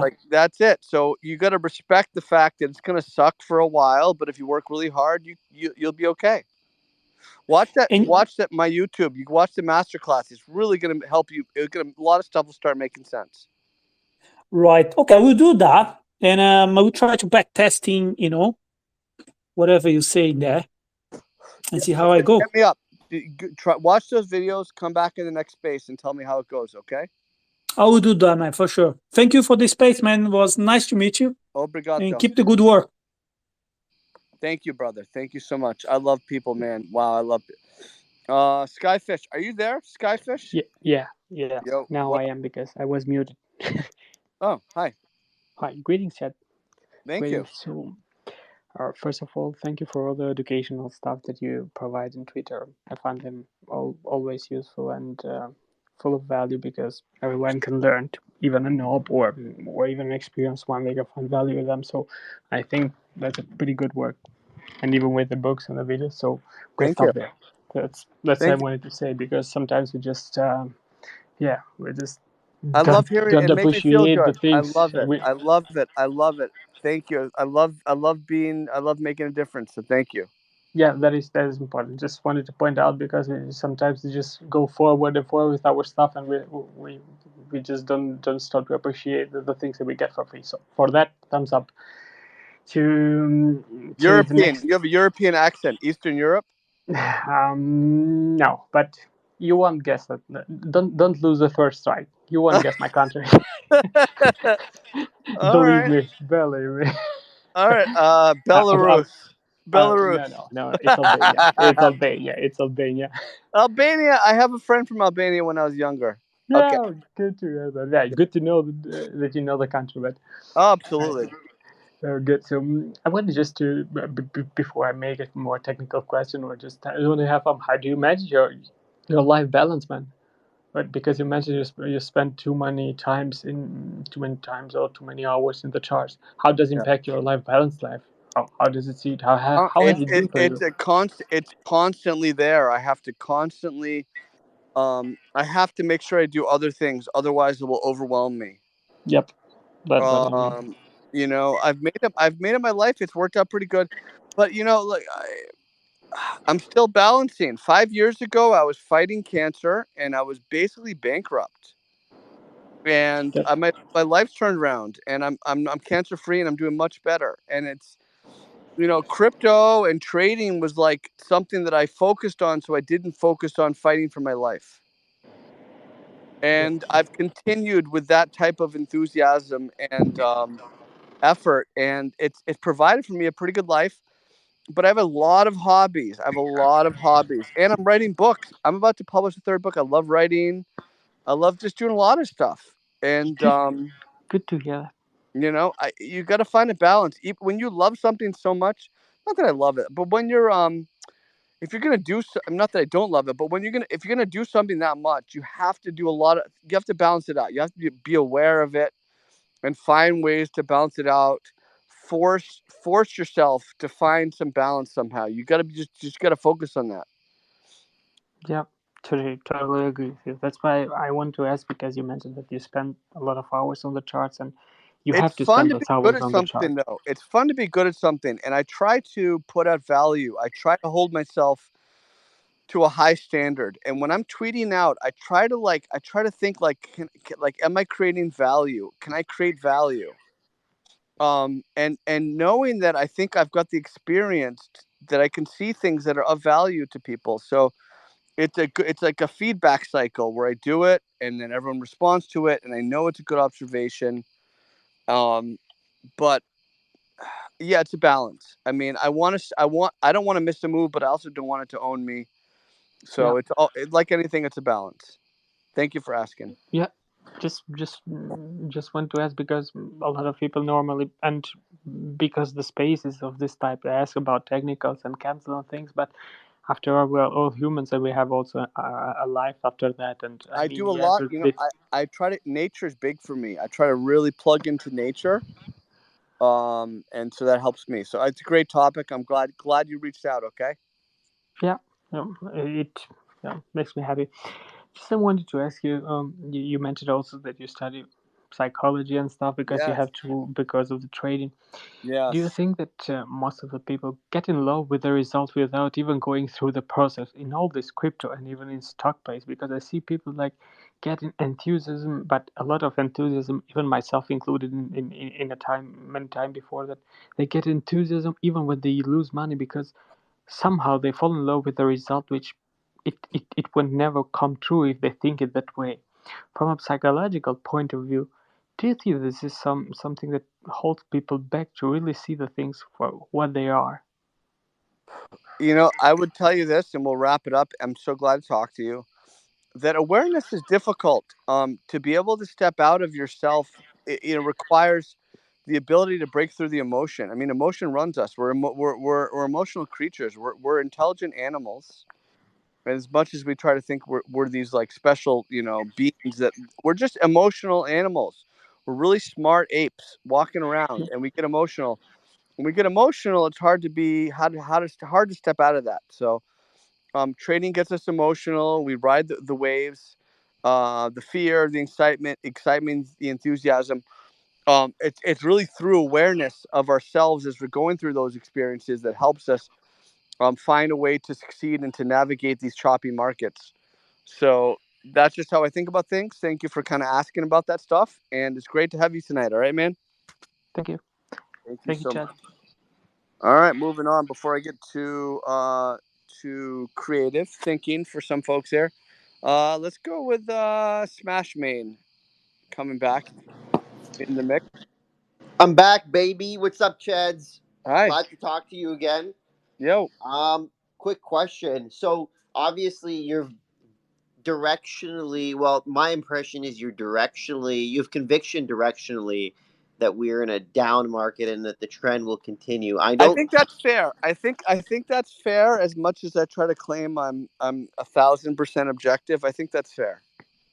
Right, because otherwise, how would you be able to hold like a trade open? Right, that's what I'm Well, trying to get at. look, I So shorted 25. Like I shorted 25K, and I only have 20% of those positions still open.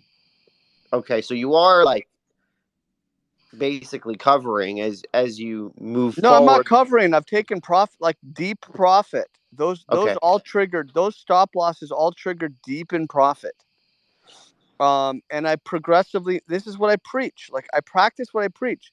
Rather than one position, I had like 10 positions from 25K.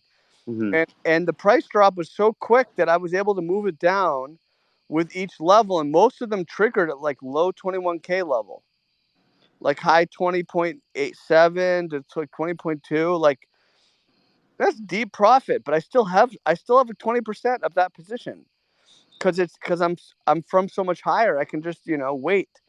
And so I don't need to like 100% nail a move. Like nobody exactly plays any move, exactly right. It's just I don't know how that's possible. No, it's not. Well, that's my point. It's like, so we're in my head, we're at one of those awkward, choppy, Yes, sideways, potentially yes, extended corrections, and yes. it's hard during these periods to hold any meaningfully sized position because it's the risk reward just isn't there in my head, right? But you just don't know. Like sometimes these moves can be so sudden and profitable that you don't want to be out.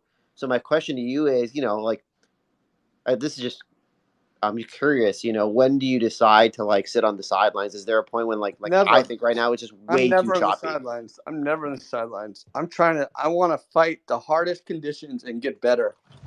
I mean, I'm trying to be the best in the world at this. That's like what I need to be. I need to be as good as I can be. So I'm never on the sidelines. It doesn't mean I'm not making mistakes. I'm making a lot of mistakes because I'm trying. I don't want to. I'm not sitting out. I'm trying everything. That's just because I made this my career. So, but it's not everybody. It's not everybody. It's not everyone listening to this. Spaces. So So in many ways I'm just like you. I don't sit out, not out of boredom, but just because like I want to just test the waters. And I wholeheartedly agree. You can't paper trade. You've got to have skin in the game. That way you actually feel the heat, right? And that's how you learn. But with hindsight being 2020, and you having been in the market for so long, is this something you'd advise? Like, I don't know, a novice or even an intermediate trader, somebody who's interested in making money in this business, for lack of a better term, I would or say avoid the chop. New traders should avoid the chop. They need to wait for play only the most well-defined levels on the chart. The major weekly levels, the major daily levels, nothing in between. I mean, I'm in there like a dentist. I'm trying to clean out like the cavities. Like I'm playing every move. Like this is what I do. Okay, but like not everyone's like this. So you have to work within whatever your means are and your experience level and your job, your life, and everything you have to do. So yeah, I would just encourage people to approach it seriously. And if you're going to risk money, respect the money, and like don't risk it unless you're really confident. Journal it and read a textbook. Just take it, respect it, that kind of stuff. mm-hmm. All right. Yep. Yeah, I mean, much like yourself, I made a lot of money. Well, I don't know about how much you've made or lost, but I've made a shit ton, and I've lost also a disgusting amount of money. Yeah, I Also, mean, like, just yeah, man. Me and you but have a beer. I've been there. it is what it is, and I feel like if you're not in the game, you can't stand to win either, right? So, you just kind of got to stick to your guns and whatever you believe. But like, yeah, I don't know. I feel like the best and most profitable moves happen at these points when, there's just like, I feel like we're at one of those like junction points, and you see it on the chart, like wherever there's a big dump or a big pump, there's a sizable amount of volatility prior to that, So I feel like if you're not in, right, and I guess that comes with practice, is knowing how to size up or down. You're not going to be able to catch that major move. And I don't know. I follow the big move, so whatever that means to you, Yeah. whether big means from a time perspective or from a percentage perspective, right? Appreciate you, brother. I know exactly what you mean. I think we got to find what works for us, and you can't pick it up and figure it out right away. We got to kind of grind it out and try to survive and manage our risk. Avoid the big bets, and I think we'll be fine. Keep on grinding. All right. All right. Appreciate you, man. Thank you so much, man. Thanks for stepping up. All right, we'll do some more here. Cardinal, neither B nor B. Thanks for stepping up. Good to hear from you again. What's going on? Yo, what's going on? Cardinal, we can't hear you, man. What's happening? What's good, man? What's good? Yeah, Oh, we got echo. We got echo.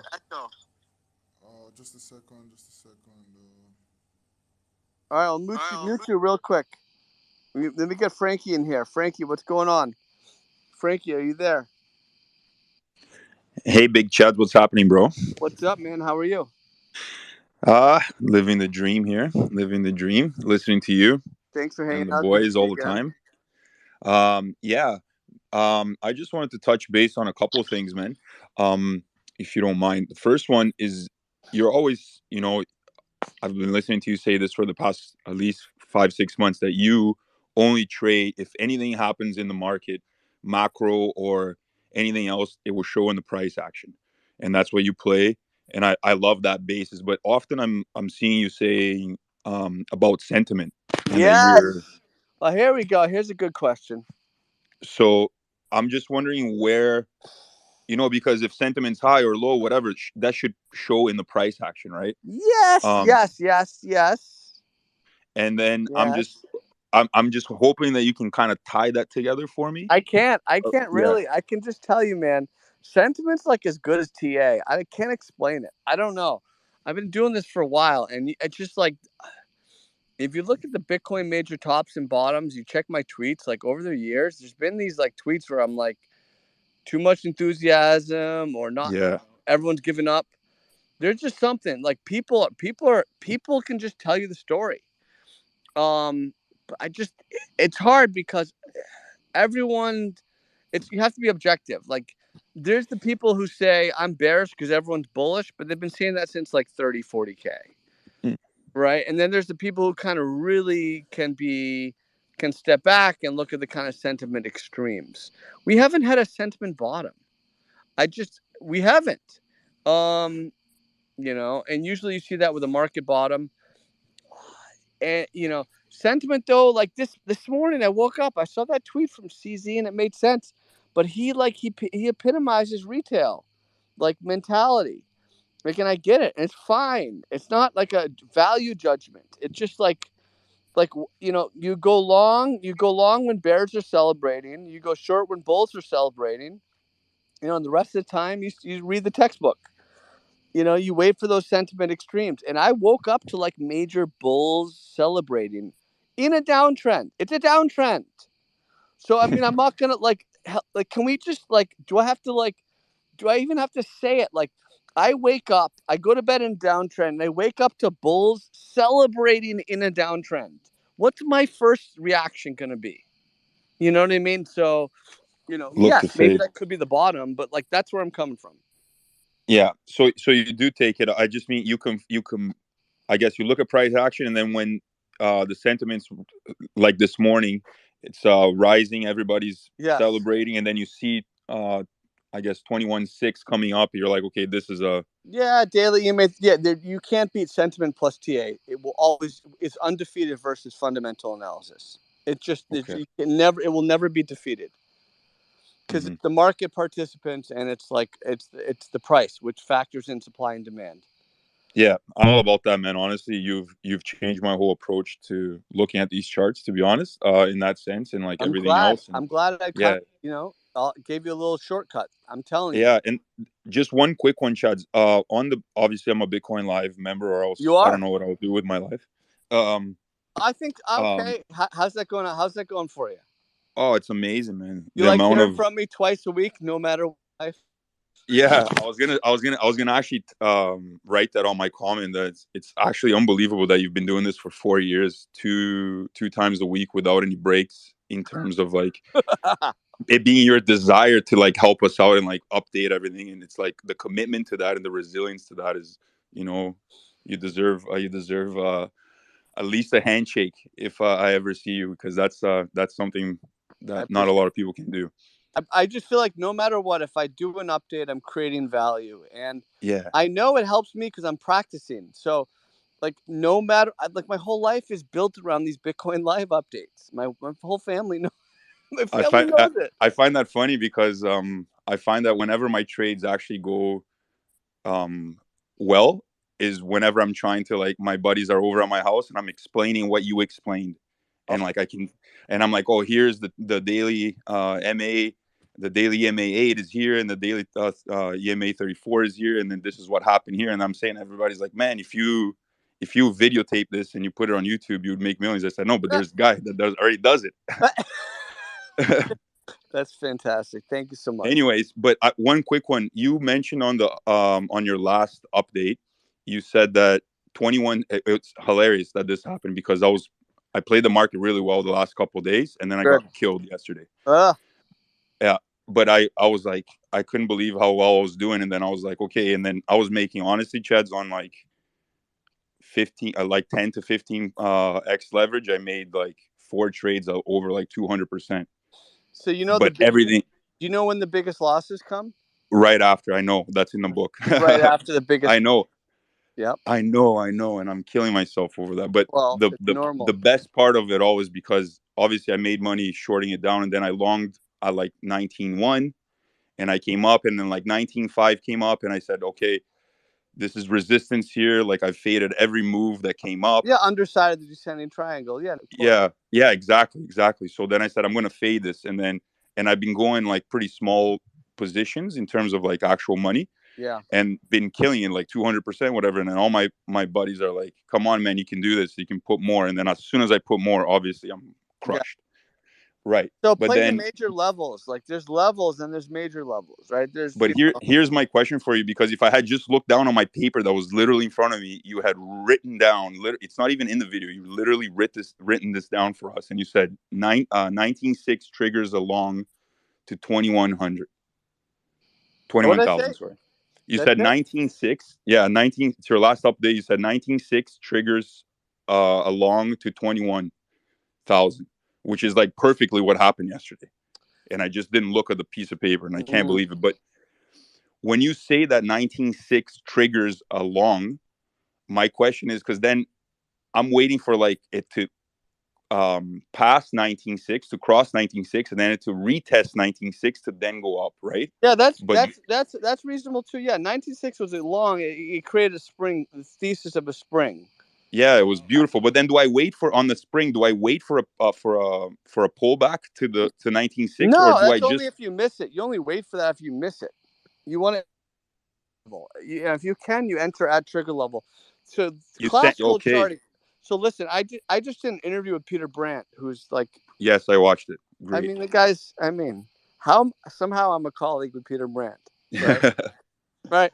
In classical charting, he'll tell you like it's actually better that it doesn't even retest. Right. Like the strongest trends aren't even going to retest. And you hear me all day talking about I love to enter in a throwback because it's true. But it's actually better for a trend that it doesn't even throw back. So if you can enter, as the price crosses, the trigger level, like that's your best bet. So Okay. wait for it. So in Wait that for it if you can. situation, if I was convinced that 19.6, whatever, not because you said it, because I've done my research and I looked and I said, okay, 19.6 is a trigger point. Yep. Then and price is trading at like 19.2. Do I set like a limit order for definitely a long? not. Definitely not. You got to watch it. You got to watch it. I mean, if that's your level, you got to then watch the price action at that time. That's a key level. But then the sucker just certainly blows not right in this through climate. You can't set a blind buy limit in a downtrend. Like, yeah. What about a sell limit at 22.5? Or are you watching at 22.5? Absolutely reasonable. Yeah, Okay. sure. I mean, that's Okay. just. I mean, it doesn't mean you're not going to get stopped out, and Yeah. But I mean, that's a pretty big level. At least by the way I kind of read the market. Yeah. Yeah. Okay, buddy. I'll let everybody else have a turn, but I appreciate it, man. Hey, man. Stay strong, man. It's all about you. Thanks, bro. Appreciate it. Bro. Have a good weekend over there. Thank I you. hope you're not wearing the mask all weekend. I am. I can barely breathe. I know. I keep wondering that. I'm like, does he eat with a mask on? What does he do? I know, man. I do all right. I do all right. Thank you. Thanks, brother. Thank you so much. This is great. I love doing it. Cardinal, what's up? You still got the echo. The echo is still on. Yeah. Oh, come on, man. They I'll tried tell you me what. so You bad. ask your question, and then I'll respond, but I'll remove you from the speaker. So go ahead. Okay, so I've got three actually, but I've forgotten the third one. Okay, first is what do you make of? I think you are working on a weekly outside on, I think BTC and ETH. I'm not sure of ETH. But then second one, are you ever going to do a face reveal? Did you get that? Can you rephrase? Ask your most important question. Yeah, the weekly outside on BTC, weekly outside bar in progress. What do you make of that? All right, great question. That is a friend, someone who does join these spaces. It's great to have him. Let's check out that weekly outside bar on BTC. All right. Well, I'm remiss. I'm asleep at the wheel. Weekly outside bar. We got a couple days left. That's bullish. I mean, it's bullish, especially if it closes here with an outside bar. You want to consider context. Let's see. This weekly outside bar would be after 2 red and a smaller green, so it's actually a pretty good sign. If Bitcoin's going to attempt a W bottom, right, with the higher low, this is what that would be, 17.5, 18.5. You have a trigger level right about 25.5K. So you identify your peak, you identify your trough, you figure out what your trigger level is. I think that's reasonable. But that being said, we're still below the EMA 8 on the daily, on the weekly, right? We're still closing below the EMA 8 on the weekly. So yeah, there's an outside bar, but we have 2 days left. We have to see where it closes in this range. If it closes back kind of in the middle of this weekly range, it's not as strong a signal as what it would be if it closed right here. Shadow, what's going on, Shadow? What would you like to Hey, say, how's it going? Shadow? Can you hear me? Yeah, how you doing? I'm doing great. How are you? I'm all right, man. I'm hanging in there.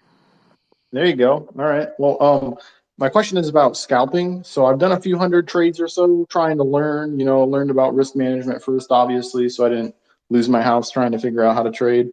Right. But my question is, what I'm having difficulty with is understanding what my mindset should be as far as my goal, right? Am I trying to go in the same direction as the market maker? Am I trying to follow momentum? Am I trying to bounce off of levels? Like I've looked up a few different scalping strategies from people who put out guides and things, and according to them, they've been able to make money from them, but I've not been able to kind of replicate that. Yeah, so that's the question. Like, it's not about them; it's about you, right? So what are you trying to do, man? Like, what's your, are you like a stay-at-home dad who can read textbooks and trade 10 hours a day? Or are you an EMT and you might have like an hour here and there? Or are you what's the deal? So it's like, I don't know how to approach that, right? It has to be based on you and your lifestyle, and how seriously you want to take it, your finances, Yeah. I have a lot of time because I have a very abnormal work schedule, and there will be times where I get 8 days off. So here's what you want to do. Here's what you got to do. Yeah. You gotta set your expectations correctly. It's going to take you at least a couple of years to get a good feel for it. A couple of years. Sure. Right. But to do that, you want to use a trading journal, right? Mm-hmm. You want to make sure that every time you enter a trade, you're writing down why you're entering the trade, when the trade idea is going to fail, how you're feeling when you enter the trade, how you're feeling when you exit the trade. And you're going to build up a database. And whether you go back and look at them even later is somewhat irrelevant. It's about writing it and forcing yourself to stop and think about it. Right? You just need years of experience. And the only way to survive that is to bet a small amount every time and always stick to your stop loss Never add to your losers. Never add to losers. Always cut when your stop loss hits. Yeah. And then hope that you get enough winners that can kind of keep you in the game long enough to get some type of an instinct. Because without an instinct, you've got nothing. Gotcha. So for you, it's about instinct. It's not even about having a back-tested strategy, right? It's not about. What is that? What is that? It's not like you're going to a judge and you're going to show them like a brief. And like you gotta have instincts. You have to be able to stand there in the pit, the fighting pit, and know what to do depending on what your opponent throws at you. You gotta have some muscle memory, and that just comes from time and experience. Well, that's very helpful because I've been thinking about this. Like, okay, all right, I need to, figure out how to program so I can make these back testing strategies. No, you're overcomplicating it. Okay, great. Listen. Think about it this way. Honestly, right? The price either holds support or not. It either breaks through resistance or not, right? So think about momentum. Think about war, and think about like, you're holding this hill on a battlefield, and I throw everything I've got at you, and I temporarily capture that hill. But then you counterattack me. Now you have the hill, and now you're pressing. You're gonna like probably flush and take my base. Right? Think about momentum, and you got to think about it like that. So you got to think about trading in that way. It's very much like that, and I think you'll be fine if you approach it that way. All right. Oh, gotcha. Yeah, I appreciate that. One more little side. Have you heard of the AGGR.Bitcoin, or all those pings and all those? No, I have no idea what that is. Okay, forget. No idea what you're all talking right. about. Anyway, it was very helpful, so I appreciate it. Thanks a bunch. I want to say thank you for stepping up. All right. That was awesome. Let's see, Sean. What's going on, Sean? What would you like to say? Hello, Big Cheds. Thank you so much. Thanks for hanging out. Yeah. So my question is, I started Bitcoin Live about a year ago, and then I skipped like 1 or 2 months exactly when you were calling the November peak. Did I call the peak or not? Yeah, I think you did, right? Yeah, but it's all right though. So I had a lot of, for me, what's a lot of money at that stage, and I was not doing any kind of proper trading. It was just like the classic, throw money at altcoins and hope that they go up, and it worked for me until it didn't.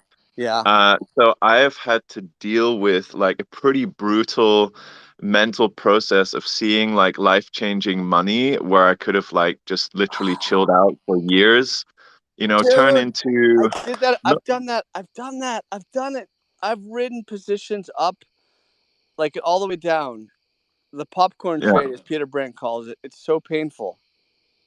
It's very painful. I even went to like a 10-day meditation retreat, and that helped me out in terms of like letting go of some of the stress of that.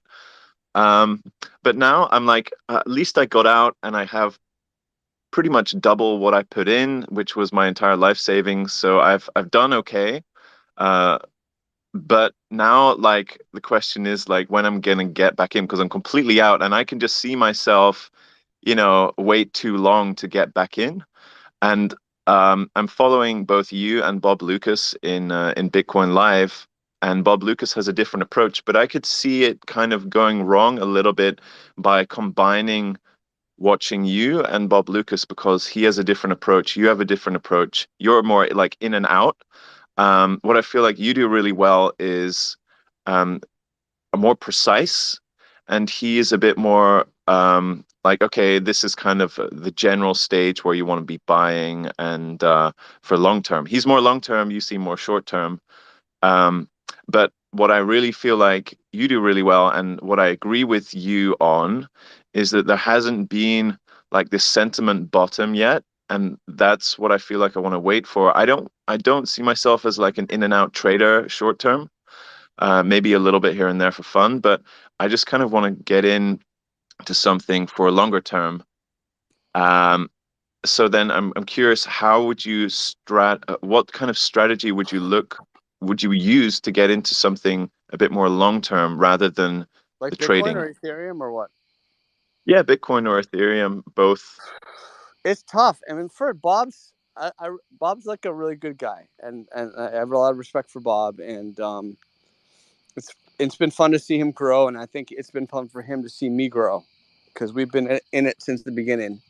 Been doing this a long time.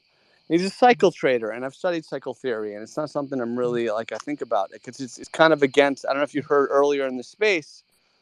It kind of goes against how I see things, like trying to predict out too much and trying to anticipate too much. I mean, we're in a downtrend. We have one thrust, 17.5. We have a second thrust, 18.5. We have an attempted, some type of attempted low, but like we're below 22.5. Like, this relief rally lost the ability to kind of stair step. It tried to stair step. It failed. We're in an uncertain, like, where are we right now? Like, we're in an environment with below the weekly 200. We had a huge pump based on Ethereum that may or may not go well. I mean, I feel like a lot of enthusiasm based on the Ethereum merge has to be baked into the price. And with that, there's vulnerability that things don't turn out well. So it just doesn't seem like the environment where you'd be wanting to risk on based on what I'm seeing in the price action. Weekly chart below the prior all-time high. Weekly chart, multiple weeks below, below the MA 200. I just, even with today's candle, I mean, it's an unbelievable candle today. I mean, it's just like a gorgeous candle. And so sentiment, you talk about sentiment, you can't ignore the sentiment. That's incredibly important. And so all of that combined, Bob's patient. He can be patient because he has the experience to be patient. And without experience, we've got nothing, right? Without confidence, without experience, you can't have confidence. Without confidence, you've got nothing. And that's why that's why you're listening to me, and that's why I'm listening to guys like Bob and Peter as well. I mean, these are like real veterans. And I still think of myself as a noob. You have to, like, people, probably deify me in some ways, but I still think of myself as a noob. I've survived, and but I'm pretty confident. I know what I'm doing, and I feel good about that. And it's great to teach and all that, but I want to get a lot better. So it's a long journey, and all that aside, we're below the weekly 200. I'm just not convinced. I'm just going to go with the trend. I'm going to go with the broader trend. I believe the long-term trend of Bitcoin has been weakened. It's threatened. It's in trouble.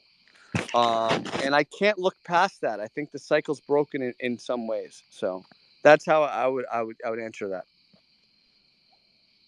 Thanks so much.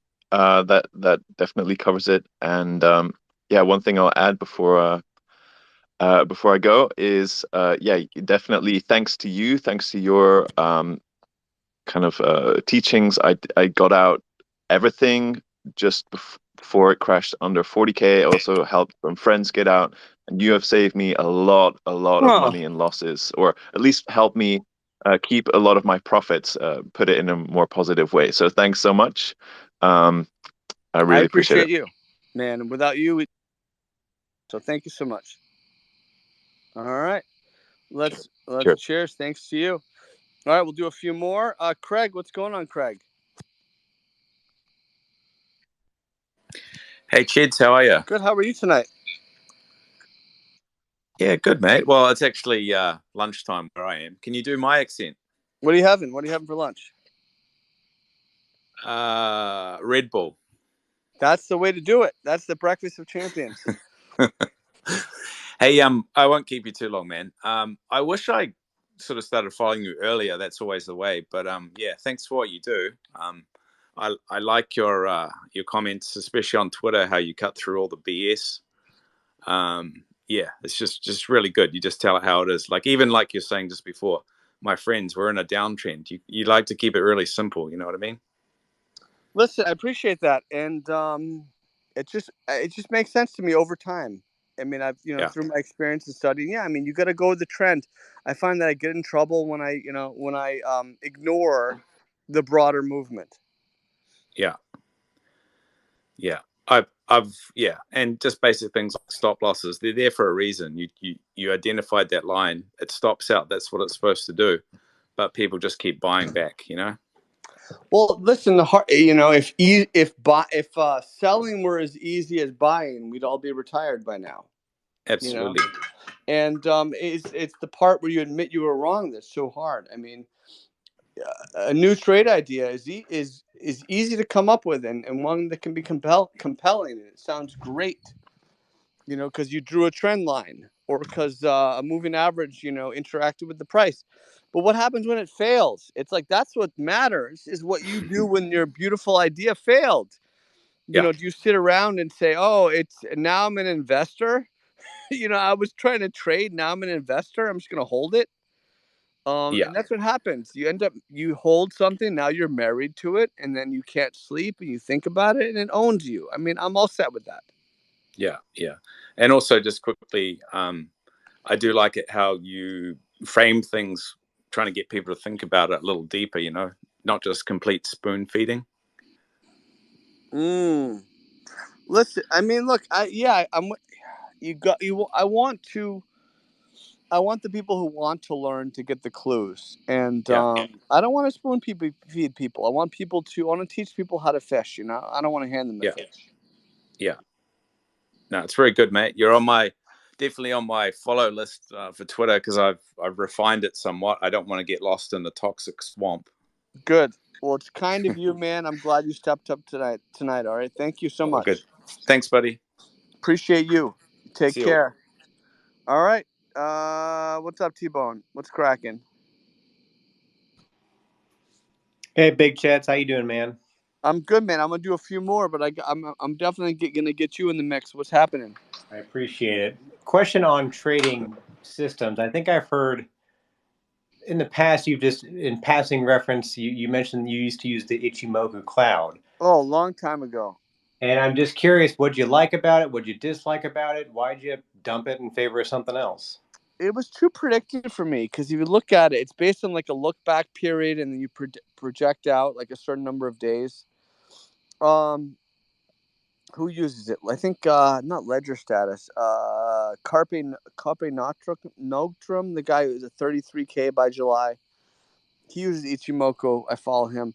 I don't use it. I just don't like these predictive things where it kind of like predicts out too much. That's what Ichimoku does. Wouldn't you say? I mean, don't you try to use moving averages to predict the future to some extent as well? No, moving average just shows you what has happened. And if the price tells me to pay attention to a moving average, then I pay attention to it, right? That being said, like 8 EMA is always in play, right? Like the 8 EMA is always in play. The other moving averages, may or may not be in play. So I just take what the price gives me. I'm trying to be flexible. I have a general guideline, but I have to kind of adapt to what the price is giving me. And a lot of the time it's white noise, it's nonsense, and there's nothing there. And if I'm patient enough and wait for something to develop, it makes it a lot easier for me to apply my risk, to kind of risk my hard-earned money. So, if I just wait a little bit and I'll be a little more selective, those better opportunities will stand out. All right, I appreciate it, Chaz. Appreciate you. Appreciate you, man. We're going to wrap it up here shortly. Let's get the last few in the conversation. Mickey.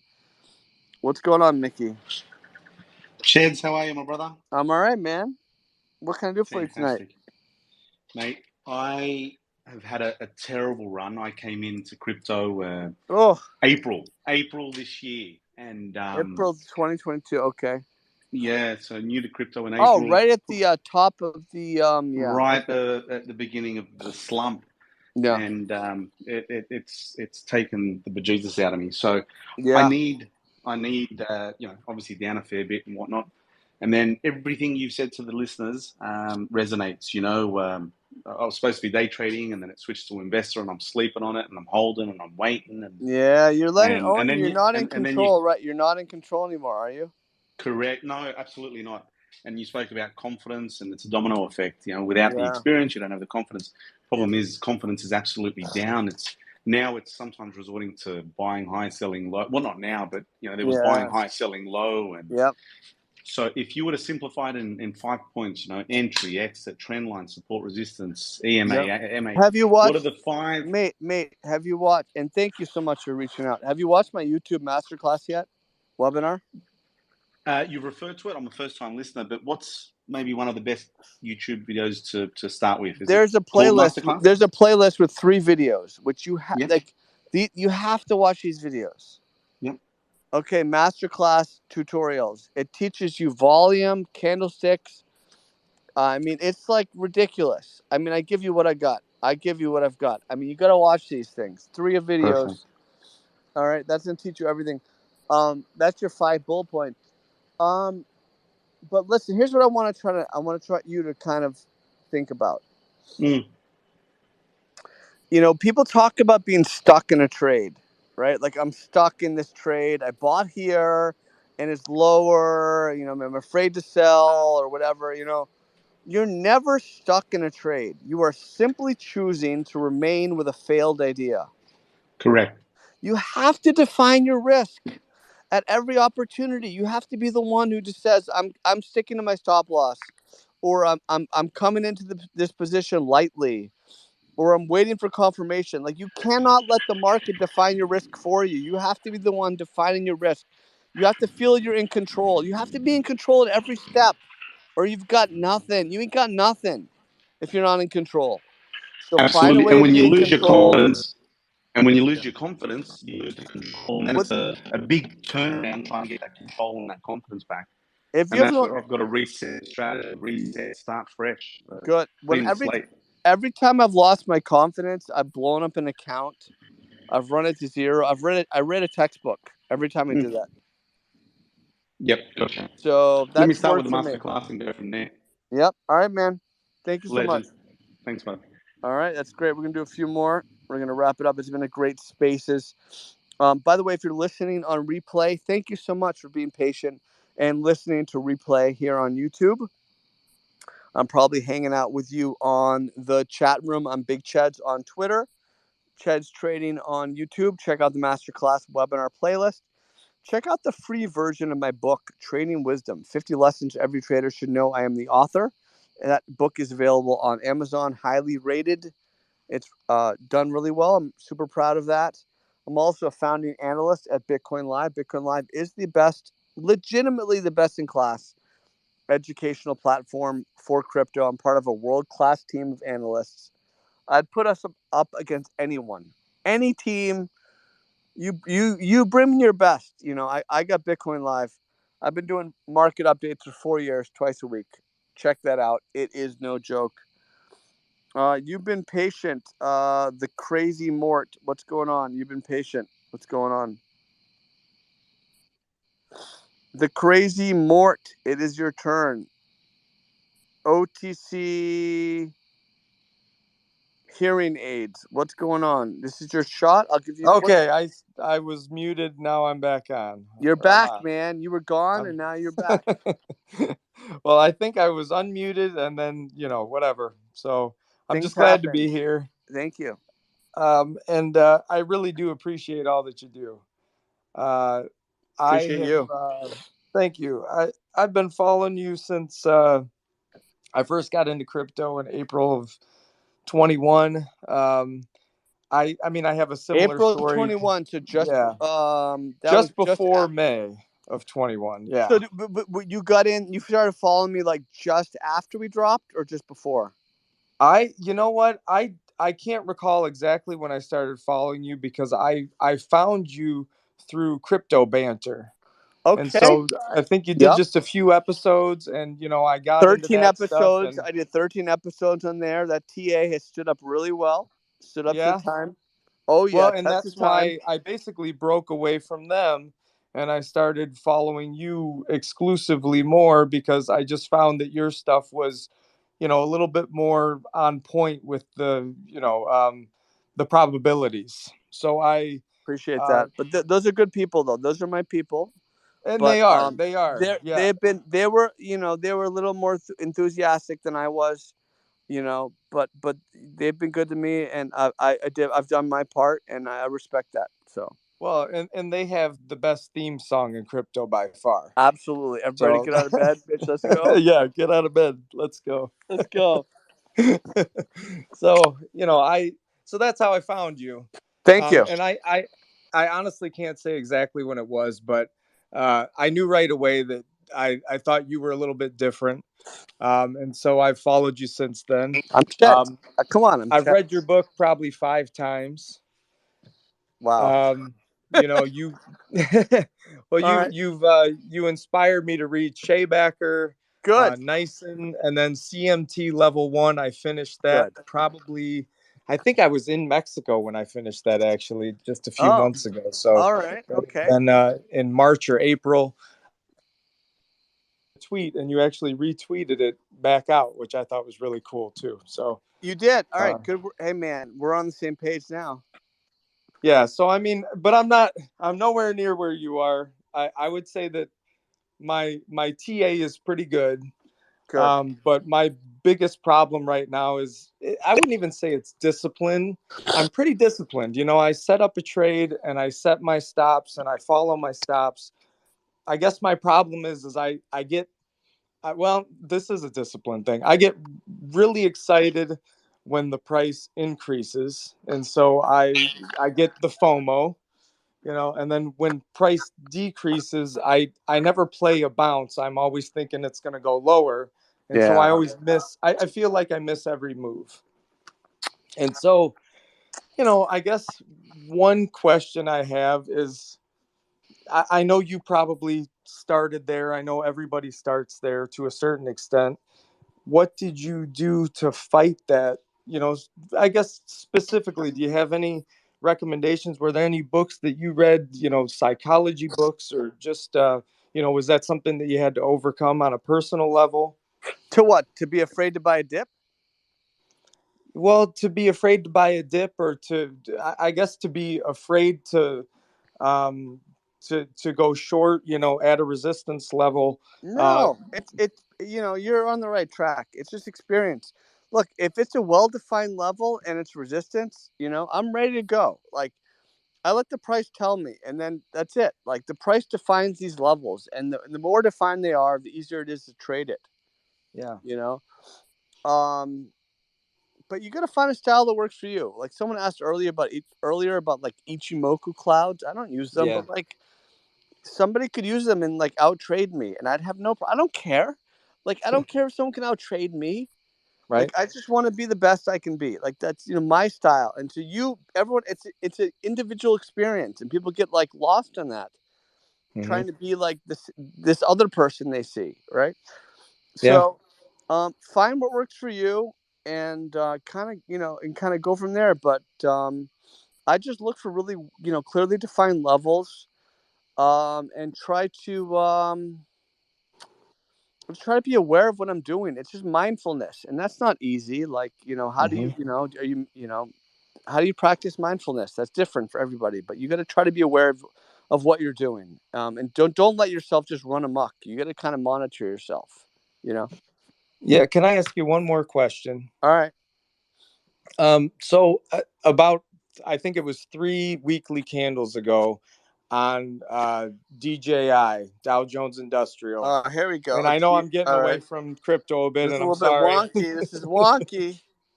But I think this is relevant. I'm pulling it up. I got the Dow on the weekly. I'm ready for you. All right. Okay, so there was the a gravestone doji. Oh, nasty one. And I felt like I was the only person that saw it. I posted it on it's Twitter. at the MA50 too.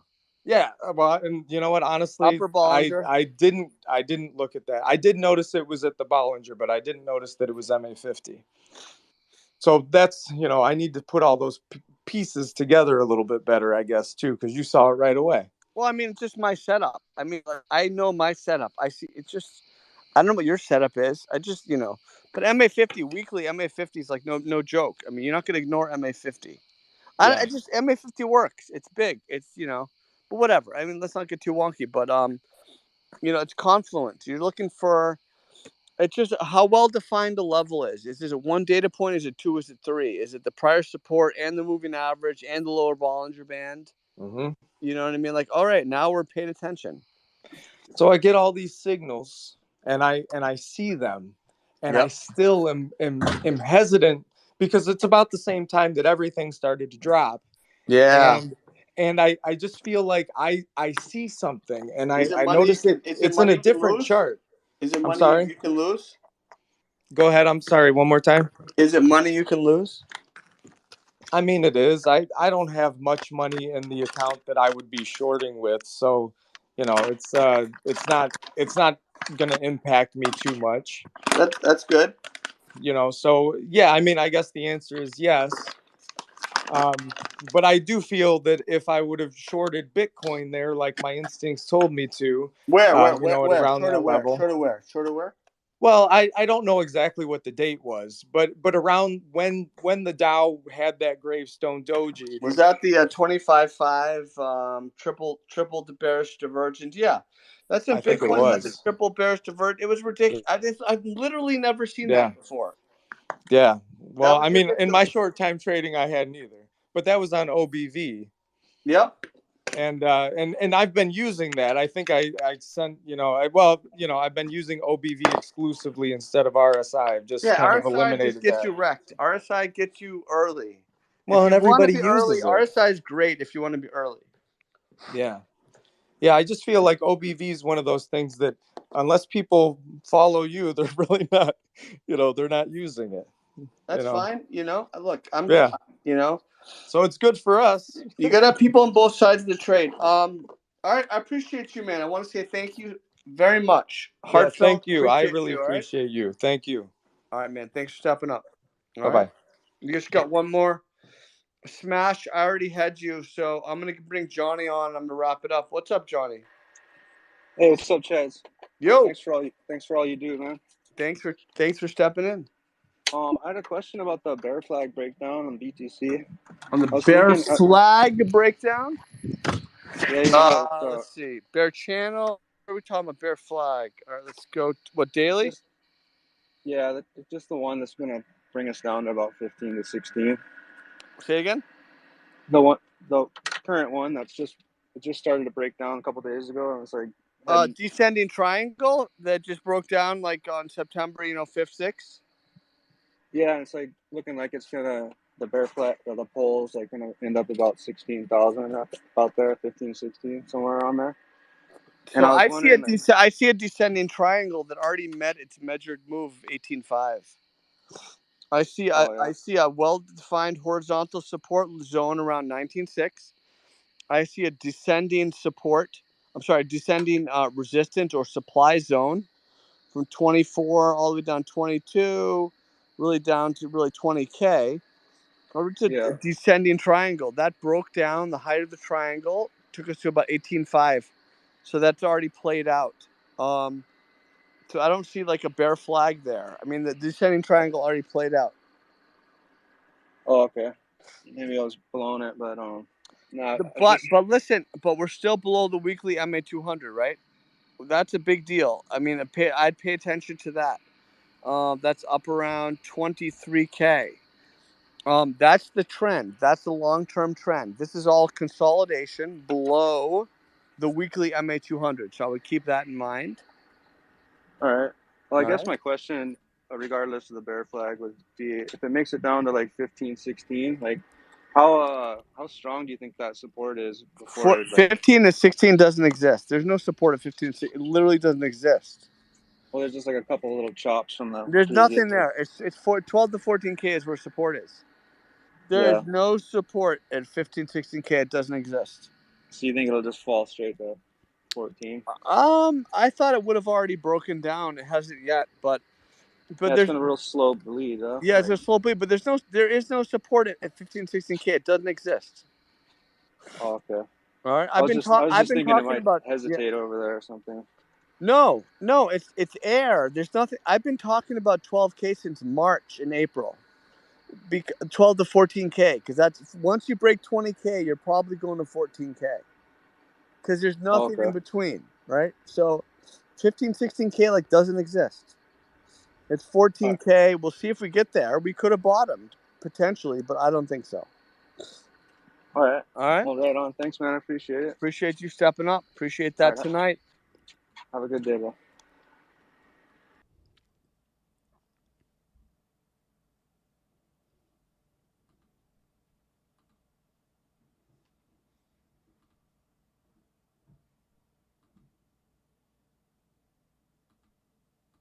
All right, folks. Thank you. I think this Spaces looks like it ended there. So that was great. I really enjoyed that conversation. I love that I can just hit a few buttons on the phone and I get to talk to you folks. And the questions are unbelievable. You know, on Twitter, we're just exchanging a few words back and forth. It's definitely things get lost, you know, in that context. There's not a lot of nuance. So this is part of the series on my YouTube channel, Ched's Trading. Check out the Twitter Spaces playlist. I just did a live market update last night. Market moves explained. I explained the last month of price action. You have to watch it. That is both now in the Quick Markets update playlist, but it was actually so good, I added it to the Masterclass webinar playlist. So you're going to want to watch that last video as well. That was a masterclass. Check out the free version of my book, which is Trading Wisdom, available now on Amazon. And if you're serious about learning how to trade, you want to take things seriously, you want to join Bitcoin Live. I'm going to do it. It's Wednesday night, so I'm doing a market update tonight. Twice a week I do a full market update. I stop and deliver my thoughts. It helps keep me practice. It helps me to keep practicing. And anyway, it's a great team. I'm proud to be part of it. So when you sign up, you get access to all of it.